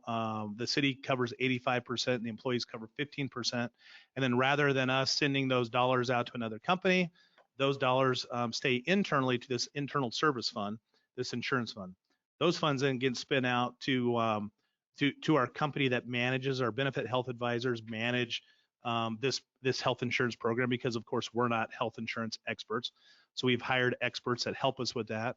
And it also goes to pay for things like, I think of it as a catastrophic insurance. So, there's always a risk when you're self-insuring that you have an employee, or usually it's a group of employees, right, who throughout the course of a year have some significant health issues, which cause huge health costs. Well, we've mitigated that risk through a catastrophic insurance type of program, so that when health insurance costs for an individual employee hit a certain number, then that's covered by the secondary insurance, so that we're not really on the hook for that, those catastrophic type of costs. But you can see that in order to manage a program like that, we have to have our own insurance fund. This insurance fund is very healthy.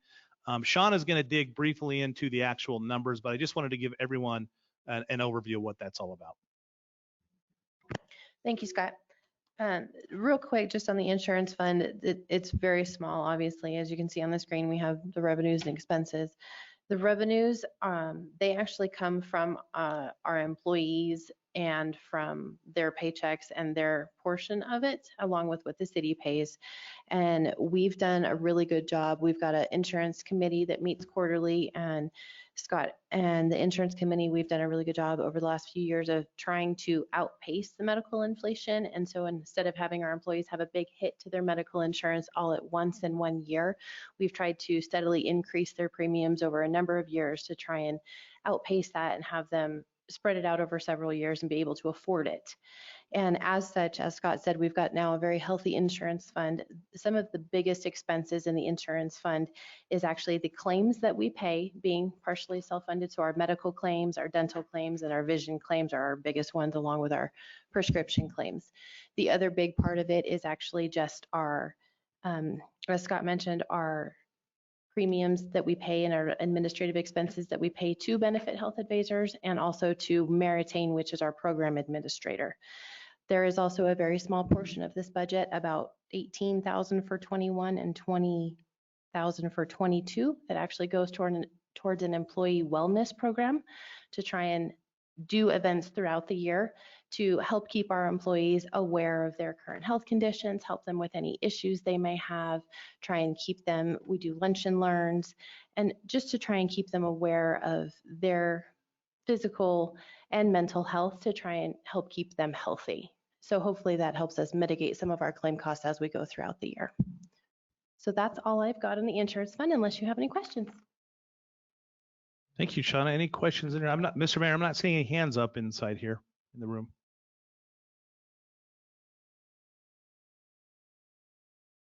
I'm over here talking to myself. I'm still on mute. Go ahead. We're good. Okay, thanks. Okay, then the next section is our fire pension and a volunteer fire pension fund, excuse me. Shauna, is that you, or who was doing that, or John? The volunteer fire pension is for retired volunteer firefighters and who have had 20 years of volunteer service. At this point, we are paying 3 beneficiaries, and the state of Colorado contributes 90% to the payments to them. The revenues are small, the expenses are small, and we have an actuarial valuation that is done every year, and it shows that the fund is stable. There is right now over $700,000 of $700,000 of cash and investments in this fund to pay out those beneficiaries over the years. And so although the budget right now shows that there's a slight decrease in that fund balance, there's more expenses than revenues. As soon as interest rates tick up a little bit, that will certainly take care of that issue. So we don't feel there's any need to put any additional amounts into the fund, and the actuaries who look at it have agreed. So with that, I'll ask if there's any questions. Mr. Mayor, I'm not seeing anything in the room here. Any hands up? And keep going, we're good. Okay, so Shauna or John, jump in if I'm wrong, but I think we've hit all the funds that we had planned for tonight. We have. And so it's 8:23. If the council would indulge me for at least a few minutes, if that would be okay. Well, first of all, before I do that, I guess I should ask, are there any questions that going back on some of the things we hit on that sort of occurred to any council members later that we want to ask right now? This is just for the piece we just got, and then I'm going to jump into something else. Mr. Mayor, no hands in the room here. Anything online? No, I think we're okay. Go ahead. Okay, thank you. So if I could, I want to jump over to, I provided to the city council when we sent this out, I provided kind of an executive summary. I called it the draft budget summary that was sent out to the city council as a separate document, small document that was in the inside cover of this budget. I wanted to briefly bring that up because I think I probably could do a better job explaining some of the stuff in that first budget. And so I'm not going to read that whole summary, but I do want to just briefly touch on a few sections. First of all, and I'll give everyone a minute to get to that. And John, do you happen to have that? We probably didn't bring that online to throw up on the screen, did we? No. Okay, I apologize for that. So in that budget message, on the first page, there's a heading entitled Total Budget. And that was really focused on primarily on the general fund budget. And in there, I think there's a good explanation of how our unrestricted fund balance is. The city, and for those who may not be aware, the city council a number of years ago had some discussions around what should our fund balance be, our unrestricted fund balance be as a percent of our annual expenditures. And what you find is a lot of times when you're a very small community, a very small organization, that percent typically needs to be very high. The smaller you are, usually the higher it is, because any little disaster that hits your community it can significantly impact the budget. And so, and then conversely, the larger the organization, so let's say a Colorado Springs, they're just going to be significantly smaller as a percent, because a disaster that hits them, they can cover with a much smaller percent of their fund budget. So that's just an overview real briefly of what that fund balance is based on, what that unrestricted fund balance is based on. And unrestricted basically means, hey, these are dollars that we're not legally obligated to set aside. We have this sort of a savings account, and some of those dollars in the savings account are restricted. They may be dollars that we collected from parks impact fees, and they can only be used for parks impact fees. It could be dollars that we've collected from a grant that can only be used for a specific kind of project. There's a number of things that will restrict funds. And so you'll have this restricted fund balance. But then you have this unrestricted fund balance, which means essentially that the city can use those dollars for anything that they want to, anything the city council feels is appropriate. And so in the state of Colorado, there's a requirement, a 3% TABOR requirement. So there's a minimum of 3% you have to have. That's required by TABOR. And then cities really make a determination of what they feel comfortable with. And a number of years ago, again, we decided the grand total with the TABOR 3% would be 20%. And so when you look underneath that total budget tab, you will see that our total unrestricted fund balance is projected to be almost $4.9 million in the general fund. And that's at the end of 2020. So as we wrap up the end of this year, we're projecting. Now remember, that's just a projection. So it remains to be seen when we actually go through the audit, what that'll look like. But right now, that's what we're projecting. Likely will be a little bit higher because we know as we go throughout the year, typically departments don't spend all their budget dollars. And so those dollars stay in our savings account, so to speak, and again, add to that unrestricted fund balance. When we project that though, if we're projecting off of through the end of the year, we project that we'll have just slightly more than that 20%. So we'll have 20.24% or about $58,000 wiggle room. That's not a huge margin, but that just gives you a little bit of an idea. Now, remember that 20% goal, that's not nothing that's an obligation for us to maintain. It's a decision of the city council. It's just a policy direction that council's felt like, hey, we want to have a little bit in our bank account. So if something big happens, or heaven forbid, something really bad happens, let's say COVID hit and it really hampered our revenues, well, then we would have a little bit of a safety net, if you will, right? So through the 2021 budget process, we actually anticipate having about $1 million, almost 1.1 million on top of the 58,000. That brings a total of about 1.146 above the 20% goal. Okay, so in this budget, the pieces that I'm recommending are $711,000 of that 1,146,000 be allocated towards roughly, this is a rough number, about half of it towards a 3% salary increase within the general fund, and roughly the other half for some of the personnel needs. If you flip the page, which by the way, if you do that, that leaves about $435,000 left. So if the council took that recommendation and said, you know what, we support those recommendations, then that would leave about 435 left. Now the council didn't have to do that. These are just recommendations. But if you flip the page, you can look at that second, kind of almost midway through the page where it says significant budgetary issues. In that section, it talks about, well, I sort of highlight a couple things. Number one, I highlight under organization-wide issues, the salaries and benefits. So I wanted to highlight that in there. Again, that's the recommendation for that 3% merit pool. And basically that means that we would have 3% that we would put in the pool.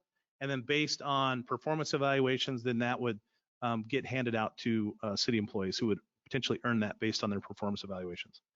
And then the second bullet point there, you can see health insurance increases of 3%. So there's some costs in there that are impacting us. And so we know we have health insurance increases of 3% that we're plugging in, which not only impacts what the employees have to pay in for their premiums, but it also, remember how we just talked about the insurance fund, it also impacts how much the city pays in as well. That's for 2021. We're actually, because that fund balance is very strong, we're not projecting, we're not recommending another increase for 2021, or excuse me, 2022. So because that is a partially self-funded program, we have the ability to control that. And so that's what we're recommending. And that decreases our costs for the future year as well. But then when you go down into the general fund, I wanted to highlight some of the capital needs that got plugged into the budget. I know we briefly touched on each of those, but it was kind of a whirlwind of information coming at you the other night. By the way, that section of budget that we just went through tonight with the way it was organized with the tabs and page numbers and that kind of thing, we are wrapping up the same sort of overhaul of that general fund piece so that you guys will have a similar type of budget. This is a document for that general fund that's just easier to get through. But in that, you'll be able to see, just like we went through the capital projects and pieces of equipment tonight for water and electric, these are some of the different capital needs within the general fund. So you can see, and I won't go through all these unless the council wants me to, but you can see police related ones, streets related needs, parks related needs. If you flip the page, fire department, IT is always a big one. It's one of those things that I don't think anyone loves to spend money on, but at the same time, it's one of those things that is just really important in the world that we live in today. And cybersecurity is a big part of that. But then again, all the tools that we use to help our jobs, help us do our jobs better, come out of IT as well. And I also want to really commend our IT folks because they've really been working hard over the last couple of years to get a really strong handle on all the little different sort of leaks in the boat, if you will, when it comes to IT issues. And they've been doing a great job really helping us do some cost controlling there. You'll see again some more police department needs, parks, streets, et cetera. And then, and those, by the way, those page 2 there, that next page was the 2022 capital needs. But then you can see that next bullet point down, and again, we're on that third page, you can see personnel needs. And under that, you have everything from the part-time streets maintenance worker that Bob was able to talk about, to the change of that finance person from a part-time to a full-time. And it goes through each of those different positions and what the need was, and then what the cost impact was, right? I just wanted to point that out because I think that helps sort of describe some of those personnel needs. And also it describes where some of the funding comes from. So for example, that IGZA analyst position, that's fully funded from the IGZA revenues that would come in. So I just, and you know, the planning position, that's funded generally speaking through the impact fees, or not the impact fees, excuse me, the development fees that come in from all the new development that Todd and Christy have been talking with the city council about. And if you flip the page, you can also see just some brief summaries of all the stuff that we went over tonight. I won't rehash that. I know the council just, you know, had the fun of going through that. But it again sort of provides a brief summary there. The bottom of that page, it's just a section that highlights the budget policies that we have in place, how they impact the way we do it. And then the very conclusion is just, we've really tried to create a fairly austere budget. We've gone through it a number of times. We've cut a number of things. We've really tried to keep the personnel needs to a minimum because we know that, you know, it's just what we have to do. But we also know that there's a number of needs that our community has. And so we would just, I only wanted to hit that because I wanted the council to sort of think about that and to think about both the recommendations that were provided from that initial $1,146,000, right? You can see the recommendations that were provided. But also if the council has some other direction that they want to go with that. So with that, I wanted to pause real briefly and ask if there's any questions, thoughts, comments. Oh, I also, before I forget, I also know that it is a lot of information to digest. And so I always want to throw out the offer to meet individually with myself or department heads that, you know, if there's a question, for example, hey, I'm really interested in police and fire, so I really want to dig down into the details. You know, we'll be able to sit down with you and walk right through that budget and the specifics. Or if you're really interested in streets or transit or any of those things that you're interested in, happy to do that. I think our staff really wants to make sure that you all have the opportunity to kind of dig in and ask questions and get and have a comfortable feeling about this budget, because this is what really directs us. This is a big policy document for the council. So with that, Mayor, thanks for giving me a few minutes to highlight that. And I'll just ask if there are any questions or any comments at this point. Mr. Mayor, Councilmember Thompson has her hand raised. Go ahead. Don't sound so excited. Can we get their faces back up there so we can see them? Like the mayor's face, because I don't need. Oh, Mr. Mayor, Councilmember Thompson asked if the council members online could be on, sorry, camera. Well, no, or at least him. There we go. There we go. So you're basically, I have a twofold question. The $435,000 on the bottom of page 1 is unallocated funds that what we can look through the list. We don't have to do it tonight, but be thinking about it. Right? Is that Yes. Am I interpreting? Yeah, that correctly? 435, I haven't made any recommendations on. It's just above and beyond any recommendation. So I have a question back on the previous meeting for Bob. That's why I asked you to stay an extra couple minutes. Not counting the funds that we talked about tonight in the allocated, you know, they have to be the special tax, you know, roads funds, right? It's a little difficult just looking at the document here for your department. How much money do you have allocated in this budget for street resurfacing? It's budgeted next year for about, I believe it's I think you have to use some- 525,000. I think Bob, you keep use you a on microphone. Sorry. All right, yep. So I believe it's page, we can go back over. For next year, we're estimating, and again, as I spoke about earlier, most of these are guesses because it's just based on. I don't want it out of this one. I want it out of the first budget. Just the general fund, not the general fund. Just the maintenance wise. General fund. Yeah, yes. so the general fund maintenance is $150,000. $150,000. Correct. Okay, and we have $4.8 million in our unreserved funds. Is that correct? That's right. I believe in being really frugal so that when you can save up and get something done, you spend the money for it. Okay. I would like to make a proposal, and I don't expect anybody to think about, this is going to be a big ask, and I don't expect anybody to say yes or no tonight. I'm just throwing this out here as an idea. Our streets are terrible shape. The tax obviously failed. And I've been walking these streets for the past 7 months and driving almost every street in the city and walking them. So I'm not just talking about a few neighborhoods. I'm talking about I basically walked and driven this entire city since February. And I'm talking about residential streets, not collectors and main roads and all that kind of stuff. So this is an idea that I would like to throw out to council. And so everybody get your pencils ready.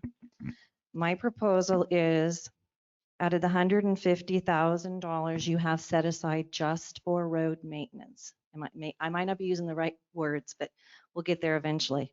I would like everybody to consider this thought. We take that $150,000 out of his budget. We put it back into the general fund for other projects, which we can determine later on. And then we take $1.2 million out of the unreserved funds. We put it towards residential streets, and it goes 100% towards projects. You're not buying any equipment. You're not buying any trucks or any more personnel, because that by we're basically giving you an extra $50,000 while you're losing the 150. So $1.2 million taken out of the unreserved funds. I know that's going to take some money from finances. That might not be the final money. We can look at all that and figure it out. But at residential streets, we can make some impact on some streets, some roads, some sidewalks, and get some stuff done in every single portion of this city. Needs to be done. Our streets are falling apart. You know which ones can be saved, which ones can be salvaged before we have to do complete total dig outs on them. The amount of money that the increase is going up every year for materials alone just keeps putting us further and further behind. So by taking this amount of money, and the reason I feel comfortable suggesting this is because we have so much less leakage out of town with people not shopping up in Colorado Springs for things, with them having them shipped to their house now, that we have done fairly well on maintaining our budget this year. And I think we're going to be able to replace that money. I didn't do the math. I didn't figure out how much it's going to put our unreserved funds down to the final number. That's something that we have all these wonderful brains in this room that can do it, but I wanted to throw it out to the council and say, would you please consider that this year? And we've got to do something to get these roads going. I believe if our citizens see us using what we have and making an attempt to at least make every portion of this town better, if we ever decide to take it back to the ballot, what I'm hearing people literally when I'm walking on the streets is, I didn't vote for it because I didn't see you do anything. I didn't see you do very much.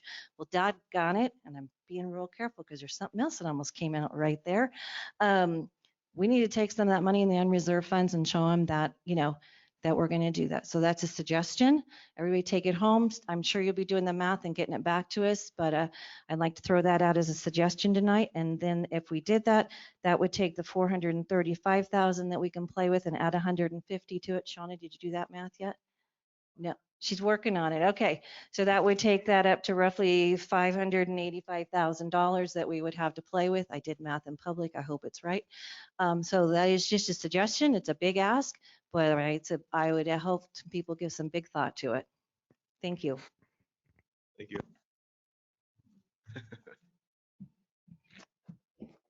Okay, I have a question about all that. Because I'm reading this here, Scott, the 20% are, or Sharon, are you proposing we take our 20% totally and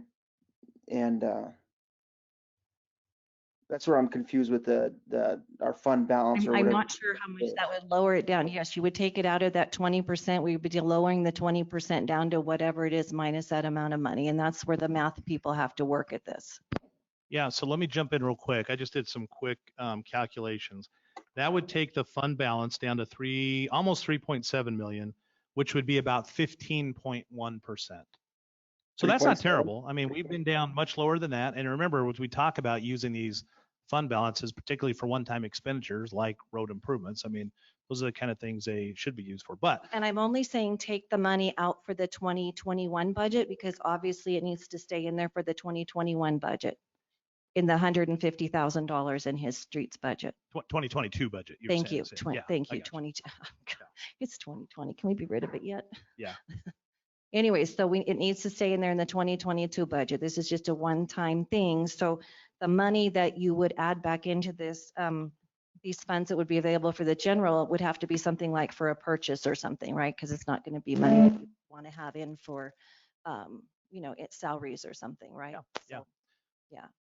So I'm making sure I'm tracking here. So I just was doing the calculation, taking that almost 4.9, subtracting the 1.2. That's just the simple math. And that's what gets us down to the 15.1%. If the council decides they want to spend other dollars on other things, whether it's the 150 or whether it's the 435, then that just lowers that fund balance that much more. So I think if the council decides, again, this is put it in the for whatever it's worth column, that would be certainly a big injection into one of the strategic priorities, right? The transportation strategic priority. And the council wouldn't have to do anything with any additional funds. That would still keep us at 15.1%. Does this Just an affect? ask about. Go ahead, Sharon. It's just an ask for everybody to think about. I know it's really something that is very different than the way we've done things before, but it's going up 10 to 15% a year, isn't it? The cost of materials alone, not counting the cost of everything else that goes along with that. Going up 10 to 15%, you're just not making any progress at $150,000 a year. And it's got to be small projects. Don't bring me a $350,000 light signal. This is residential streets, resurfacing, 100% of the money towards that project. And that's just the proposal. I just wanted to make it nice and simple. So then the dollars that Bob would have to work with would equal the 1.2 million for these specific residential streets that you're talking about, whether it's asphalt or curb and gutter, those sorts of things, as well as the moving fountain forward transportation sales tax dollars that you would use for other improvements. Okay. And how much did you have in that? Was that 5 something? We're estimating about 5.25. Okay. So you'd have a total of about 1.7 million to play with total for 2021. Is that, Sharon, is that what and if your this intent goes was? through, I apologize to all the citizens in advance. If this were to go through, you're going to be inconvenienced. But that's as I think Todd said, what is it? Small time pain for long time gain. Right. Yes. One thing I would ask everybody, just as you contemplate this, I would ask that we maintain the same systems of prioritization that we're already doing, that we let our citizen group and we make sure that we do those projects across the city fairly, just like we have. Yes. In neighborhoods, of course, love that idea. But so that way everybody knows they have citizen representation on those priorities. And if we kind of spread it across the whole city. No, I said that throughout the Okay. entire city. I just don't Right. want to pick one area. Yep. It's going to be really tough. I know it's not all you need, but I think it's a good start. So it's just a suggestion. Any questions? Yes, can you give me some idea how far you could go? Or how many miles of road could be taken care of? Not really, not at this time, because there's so many variables with the conditions. We would have to get some input again, I believe, from the road focus group on what their priorities would be. Then I could come up with some pretty quick cost estimates. When we're looking at roads in the Cross Creek area, in the Heritage area, I will tell you that money will not go very far. It might do one road.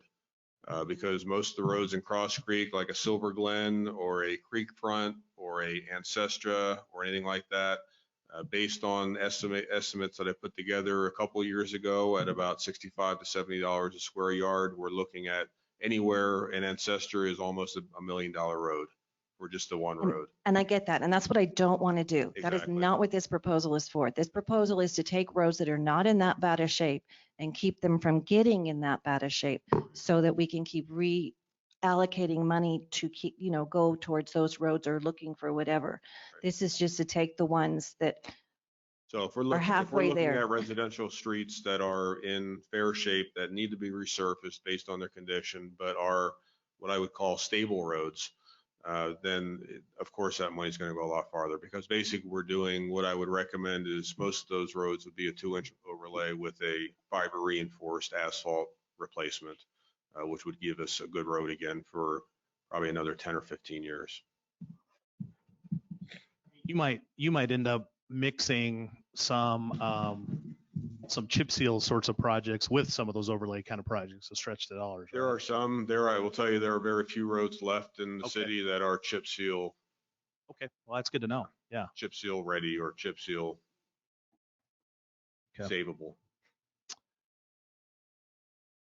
Okay, and then Councilmember Estes asked, how do we envision COVID impacting us next year? Just wondering if we need to consider those impacts on us next year. And what I would say is that's a really good question.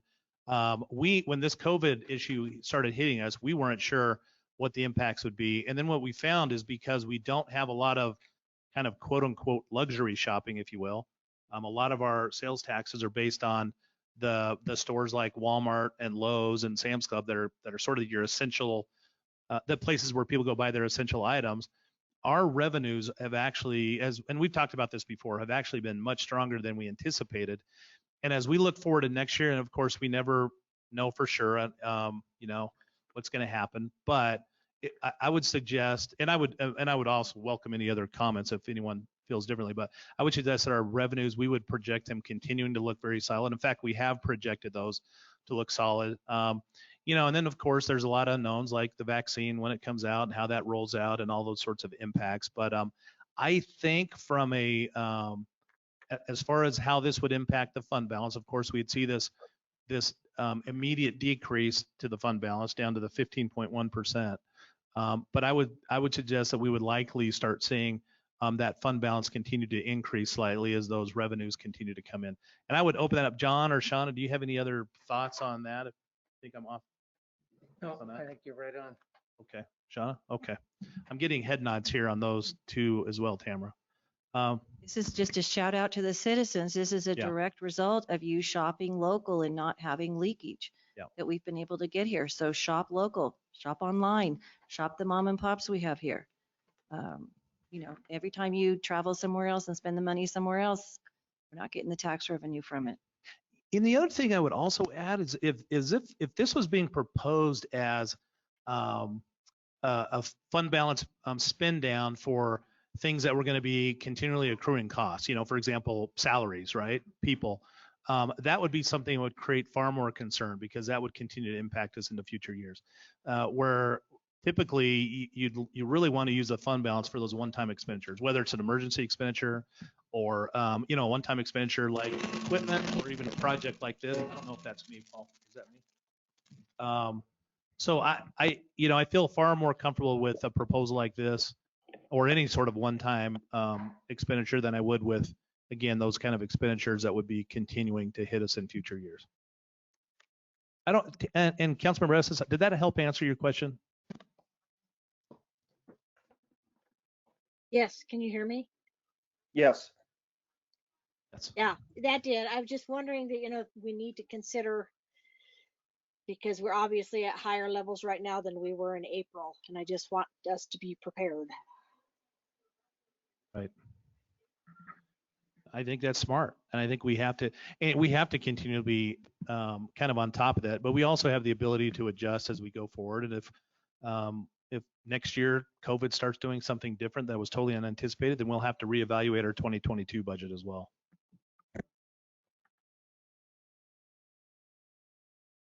Okay, I have a question. I got lost in all the numbers in the proposal, and I can tell you we've had those years. I've been a part of those years where we were way down in our reserves, and you had former Mayor Harold Thompson, who he was really very upset about that, and he was like, we need to be at 20%, those things. But at the times that we were below, I mean, it was kind of like what Sharon said for these important kind of buys or purchases that that was the argument made with him that yeah, we need to be there, but if we only keep it there just to keep it there, what's the point of having the extra money for when something does come up? So it's a compelling ask on this. I guess I'm concerned with um, a couple of things on this. The first one is, I've talked to Todd and Bob a number of times on just these road issues, and we get questions often about how come these roads aren't getting fixed, what not. And when you come down to the cost of the road, yeah, even this it's going to be like throwing a pebble at at I don't know, whatever you want to break. I don't know, whatever I'm trying to get at there, but I don't know how much it's going to affect. But if we can hit those smaller, kind of like what Sharon's saying and what Bob's saying, yeah, I know one road's going to cost 1 million, and we want to, create an impact that's going to hopefully keep things from getting worse on those streets. I think that's the message that I'm hearing. The other part of that is where does that put then this 711,000 that would be allocated towards salary increases and or personnel requests? So I'm going to jump in here because what I didn't hear was any modifications to any of that. And so the numbers that I calculated that I gave you, actually it still includes that 3% for the employees and those personnel needs. So that's what, even spending those dollars, that's what brings it down to the 15%. Okay, I think those yeah, go ahead. Okay, so I was gonna say, I think that's important to continue with as well, because contrary to what citizens may be saying about, they're not seeing things get done, the reality is we are far understaffed for the things that we need to accomplish in the city, and we're growing at a really huge pace, and it's going to even grow even more exponentially here in the next few years. I mean, there's a counter meeting going on, it's probably over by now, about that La Plata community that's going to bring in probably double the size of what we're at right now. And we're doing this with staff that we just don't have. I mean, we have great staff now, very smart people, as Sharon said earlier, that are doing a really good job, but they're, number one, I think they're overworked. Number two, there's too many people trying to do 3 or 4 different jobs at the same time. It's not effective in the long run. It's not beneficial in the long run. We've had some great staff. I'll go to one in particular is Sylvia. City clerk job is enough as it is, but then to throw parks, which she wanted to take on, and I was really concerned about that. She's obviously done a wonderful job with it, but having people take on all these different tasks and responsibilities is difficult. And so the notion that nothing is getting done, I think is really needs to be countered, in that there's a ton getting done.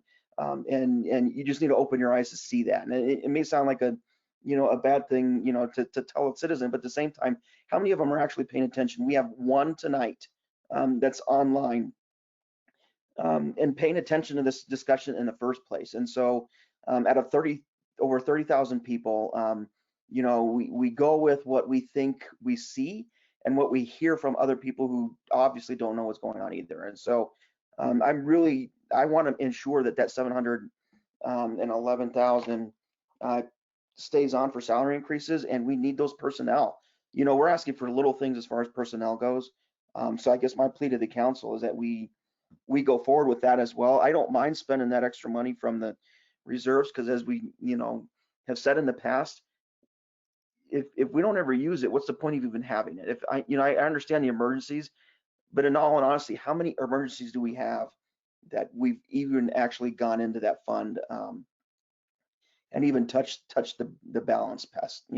I think the lowest in my years was probably around 12 to 11% that we've been at. So I think we're in a good spot, to do something like that. And as people are more and more doing Amazon, and COVID is forcing us into doing that, which people are really realizing that it's just easier. That money staying here, much to the chagrin of the other communities where that money was going, I think we're good. So that's my 2 cents on that. Bob, I hope you and that road committee, I'm sorry, I can't think of the name right now, can really, see how we can make that effective so that people understand that there's something going on. At the same time, I also go back to, they voted no. in years past, when we want to pass other ballot initiatives and they didn't like it, you know, or it failed and we tried again, they said, well, we told you no the first time. They told us no this time, and we need to make them feel the hurt in that. We obviously knew why we had to pass that. We obviously knew why it was such an important ballot initiative. People said no, and a lot of the reasons why they said no, they really don't understand what really goes on in this budget, what the costs of these roads and all the things that we needed with that. And so, you know, I still go back to, apparently the public thinks our roads are good. And you know, if it wasn't that good, he would have voted the other way. So that's just where I'm at on that. I think, you know, Bob and that road committee can do a really good job of picking those streets where we're going to get the most impact out of it long term. And like what Sharon says, again, that's my 2 cents on that. Thank you, Mr. Mayor. Also, I feel like I should add in here that I think we'll, as a staff, we'll take this and sort of digest it a little bit and talk about it and figure out, you know, sort of our thoughts about it. I think Councilmember Thompson was asking everyone to kind of take it and digest it and think about it. So we will for sure do that. But I will just sort of, my gut reaction is actually really pretty positive, because I do feel like this is something that really, as we've talked about for years now, is really needed. And obviously, you know, yeah, it's you know, probably 1 to 2% of our actual need, but you know, that's a lot more than we had initially anticipated spending. But we'll look at that. And I also think, to your comment about the roadway focus group, I think it also would really honor them and respect them for all the work they put into it. I know this whole council has talked about the road needs over the years, and so something like that with the roadway focus group and Bob and Todd working with them, I gotta believe that would really be a positive thing for particularly for those neighborhoods that really need them. So, but from our end, we'll take it internally. We'll kind of bounce around and make sure there's nothing we're not thinking of. And just FYI, for those who may not be aware, when we do those kind of projects, we don't do them in-house typically. We'll contract those out with asphalt companies, because they got the equipment and you know, they can get those projects kicked out. So sorry. Reiterate, 100% going towards the project. Okay. I think that's going to be really, really important to consider, that we're not buying the truck or the dump truck or whatever with that. So if your roadway focus group, you know, I know you have a certain big machine you probably want to buy or something, but we'll have to figure out another way of that in another year. But this is just strictly towards the project. So, and if we can do more, I could go for 1.5. Well, and I was going to say what you proposed right now with the existing budget still allows for those the dump trucks that had already been requested. So any of that, just the surfacing funds. So Hey, Scott and everybody, just if I can make a quick comment, I'm looking over at Bob and he's in shell shock right now. Just because it goes to the mayor's comment about, you know, kind of riding our thoroughbreds into the ground. Bob's going to be taking over our fleet department when electric moves out of there. So he's going to be supervising that whole city yard area down there as well. So I can tell by the look on his face, because we've talked about it a lot. So that'll take some internal conversation to us to make sure we don't run him out of the city, because he is doing such a great job. And we'll have to figure out a way to help him manage these projects. Because I do understand, right, we're not talking about, we're talking about next year, he would have this funding as well as the resurfacing money that we talked about earlier, correct? Resurfacing money is an allocated fund from the transportation tax dollars. Mm-hmm. Correct. I'm talking about, but we would take the 150 out of his budget that he has for street surfacing. Yeah, if he had Put that 1.2 back for in the maintenance. general funds, and then 1.2 from reserves. So we'd have to kind of, along with what the mayor said, we'd have to make sure that we don't overload him. Managing those projects, even when you contract them out, is a heavy, heavy load for him to carry. So we'll make sure part of that discussion that Scott mentioned is for us internally to make sure that he keeps his sanity. But we appreciate anything that can go to the neighborhoods. What's the point of taking the 100 and whatever that 100 some odd number thousand and put it back in the general fund? Why couldn't Bob keep it?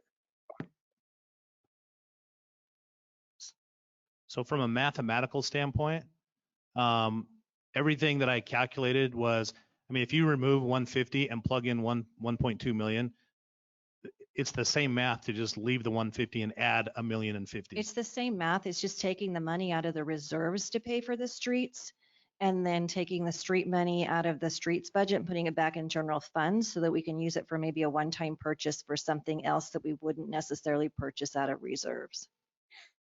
So if we have 5 departments that all have $20,000 asks or something like that, then that would be able to give, you spread it out a little bit between all the departments. So unless the council allocated that 150, it would just be part of that fund balance. It would keep us at the 15.1%. Unless the council said, no, we want to do something else with that 150, then that would just drop that 15% down. Yeah, I see what she's saying. It's just kind of a, I'm going to take, but here's a little bit that you can, I think instead of taking out of reserves, is that right? That 150? Am I reading that, Sharon? So you could go back to the departments and take their smaller asks out of the reserves. This is just taking one lump sum out of reserves and giving us the 150 to use a little bit differently. Okay, but it's apples and apples. It's just yeah. But their asks aren't coming out of reserves right now. What's that? Their asks that they're asking for right now aren't out of reserve, so it's still out of the general fund. Correct. Okay. Correct. So this would come out of general fund rather than the ask would come out of general funds, and only this 1.2 would come out of reserves. It's the same math. Yeah. From the general, I say just this 150 is just rolled into that 1.2. He keeps it. I don't know. I don't understand moving it back to general fund. I think just let him keep it. I'm not to give too much to one department. There's always everybody who has other stuff they want. So I was trying to. That comes, since it's all in the general fund, and we're not even talking about the separate transportation funds, it all comes from the same pot. And so dollars, because it's all unrestricted, it's all out of the general fund. If we spend more, that general fund balance goes down. If we spend less, it doesn't go down. So we've already requested, and it's included in the budget for those capital needs and those other needs that we have. So my suggestion would be, if you're going to do the 1.2 million, just leave it at 1.2 million instead of the 150. So you change the 150 to 1.2 million, because we don't have any other capital needs that would be needed that aren't, well, I mean, I guess we always have capital needs, but I think we have some good requests in there for the streets department, and I don't think we would change that at all.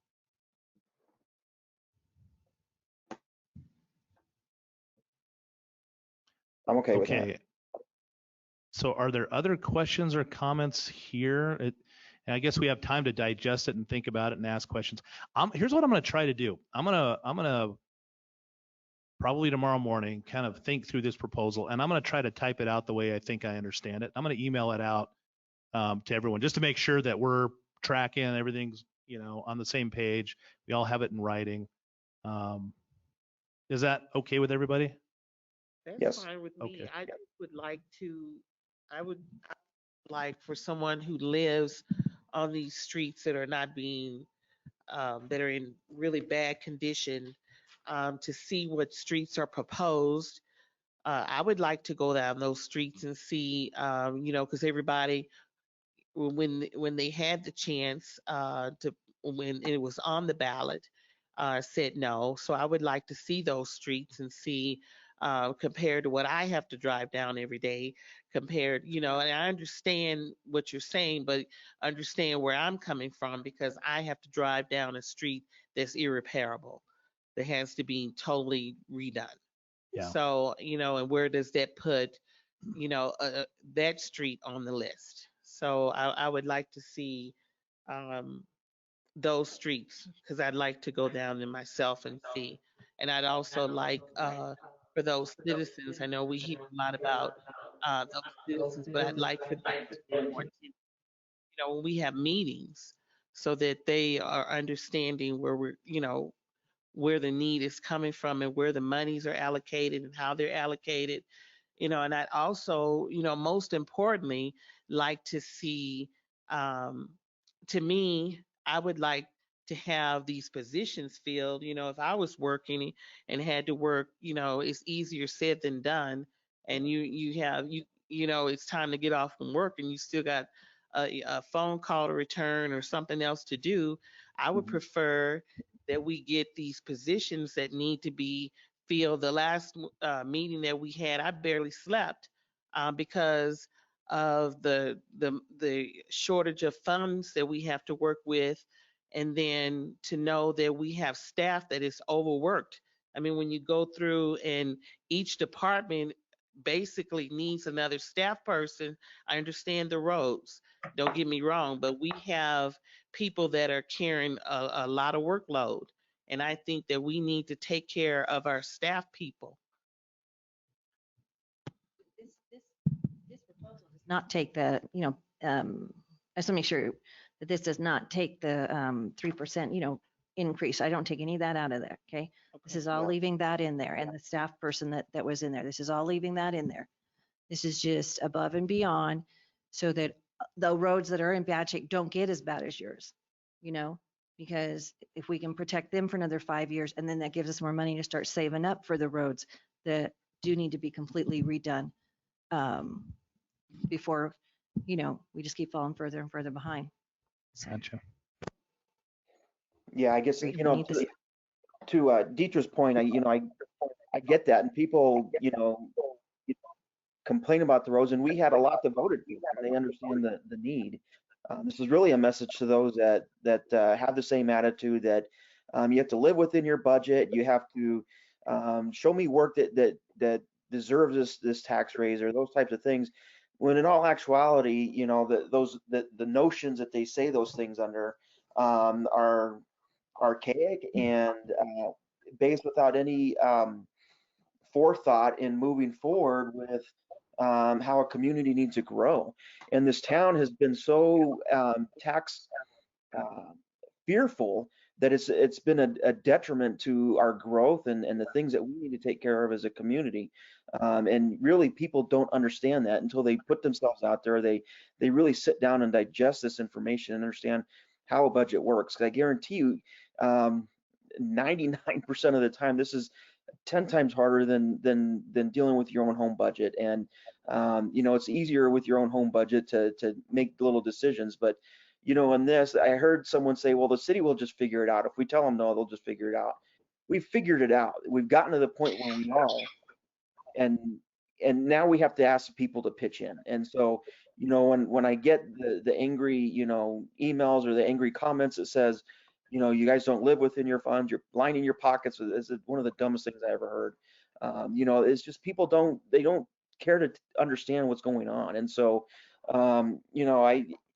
while I like the idea of, giving Bob a little bit of a heart attack here with some extra added work, at the same time, to kind of bail out people because they made the wrong choice again, I'm kind of done playing that game, and maybe just because I'm on in years as it comes to a council member, but at the same time, it gets really old and tiring to hear the same arguments over and over again. It's like, what?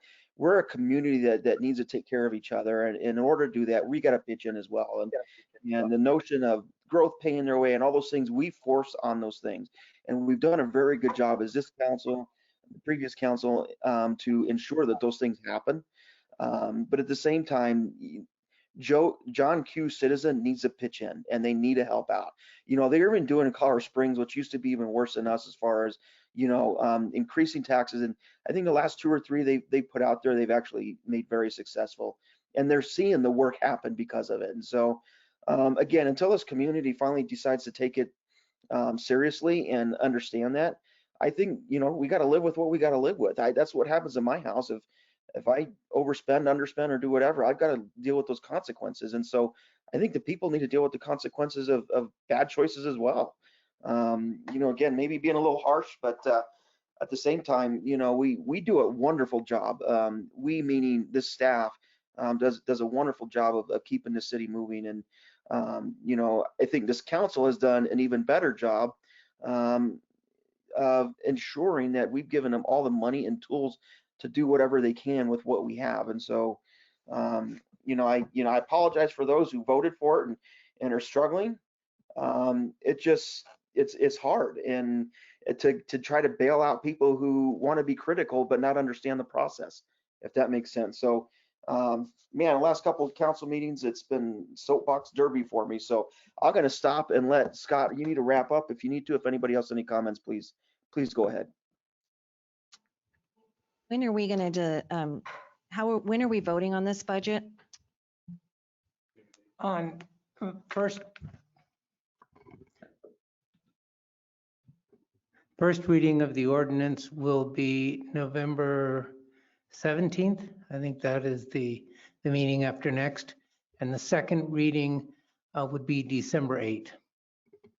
Okay, because I'm not feeling really prepared. I'm going to be at, in contacting some department heads. I'm not prepared, and I don't really, I'm not even sure of what's on everybody's wish list that they'd want to spend that 485 or however much it's going to be at this point on. And I'd like to see that and have some discussion on that like we have in past years, on what we see the various needs are. So, I see everything in here funded, right? But I don't necessarily see other things that you would like to have it, right? So, or if you even want to spend it, is that even a discussion we have that we don't want to spend it? Maybe we want to put that back in the reserves to start building. I don't know. So that's. And Sharon, real quickly, just on one of that, we kind of during our budget meetings with our departments, our intent was if there was any of that left over, one of our recommendations to the council was going to be to put that towards things like streets. So we kind of kept a lot of those comments to the minimum. So you didn't get those big wish lists because we hadn't had a forethought of using, it's not our place to say we should use the fund balance. So we had kind of told them we had earmarked some projects we were going to recommend to you, which was going to be the streets. So that's why during this process, you didn't see a lot of those big wish lists. Can I make one comment? Yes, sir. If we're going to do this, we need to make sure that everybody understands that this is not money that we just had sitting around because they say we have money and we don't always spend it, or all this money that we got laying around. I want to make sure they understand that we're not doing this because we got a bunch of money laying around. But they need to understand, because the perception will be that we have had all this money laying around and they're finally going to spend it. That's not what this should be about. They need to be educated to the fact that we're doing something here we don't normally do by coming down from, what's that? If someone else is speaking, they need to get on the mic.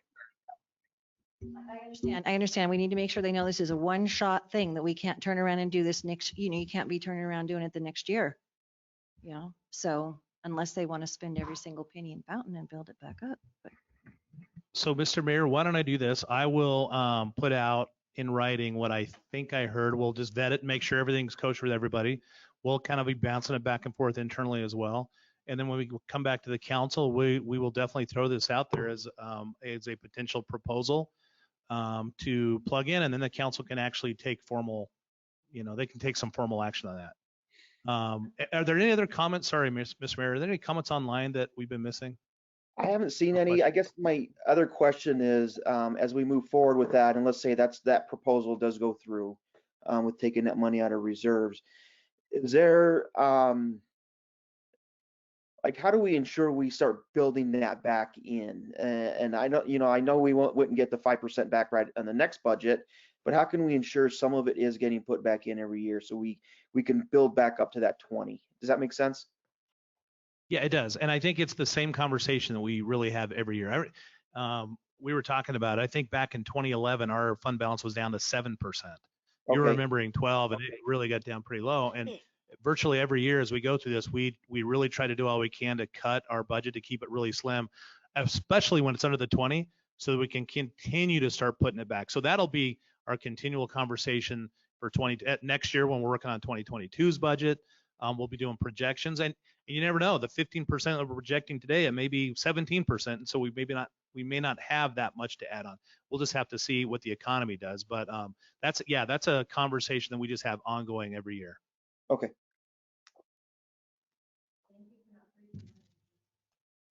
Yeah, and we don't have anything else from our end unless there's any other comments or questions or thoughts. Anything online, Mr. Mayor? Nothing online. I guess the only question I would have at this point. So November 17th, which is basically that's our second meeting this month, our second regular city council meeting. Can we keep the rest of the meeting light so that we can really kind of dive into the actual nuts and bolts of, because this is first reading, so the nuts and bolts of what we would like to see by second reading, and just be able to spend that time doing that. Can we do that? Yeah, we can try. I just don't know what's already on that agenda. So let me pull that up when I get connected back up to the network and see what that already looks like. But that would be, the goal would be to keep that as light as we can. I just don't know off the top of my head if there was anything already planned for that. So. Okay, and you know, But yeah, honestly, we want to keep.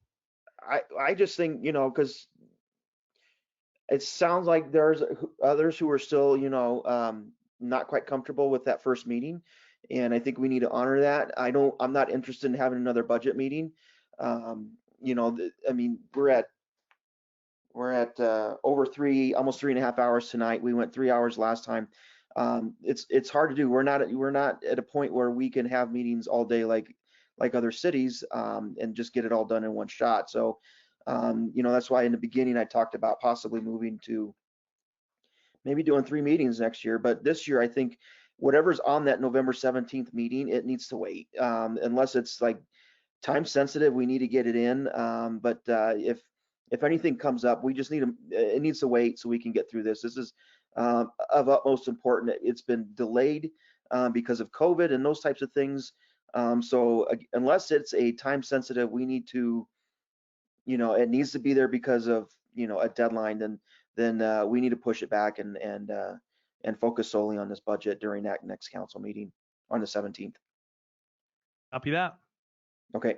As long as council's agreeable to that, let's go at it that way. It'll be our first reading. Hopefully we can vet all of the different nuances of that discussion that you know, we need to have in regards to the budget, so that by second reading we can have you know, a final product.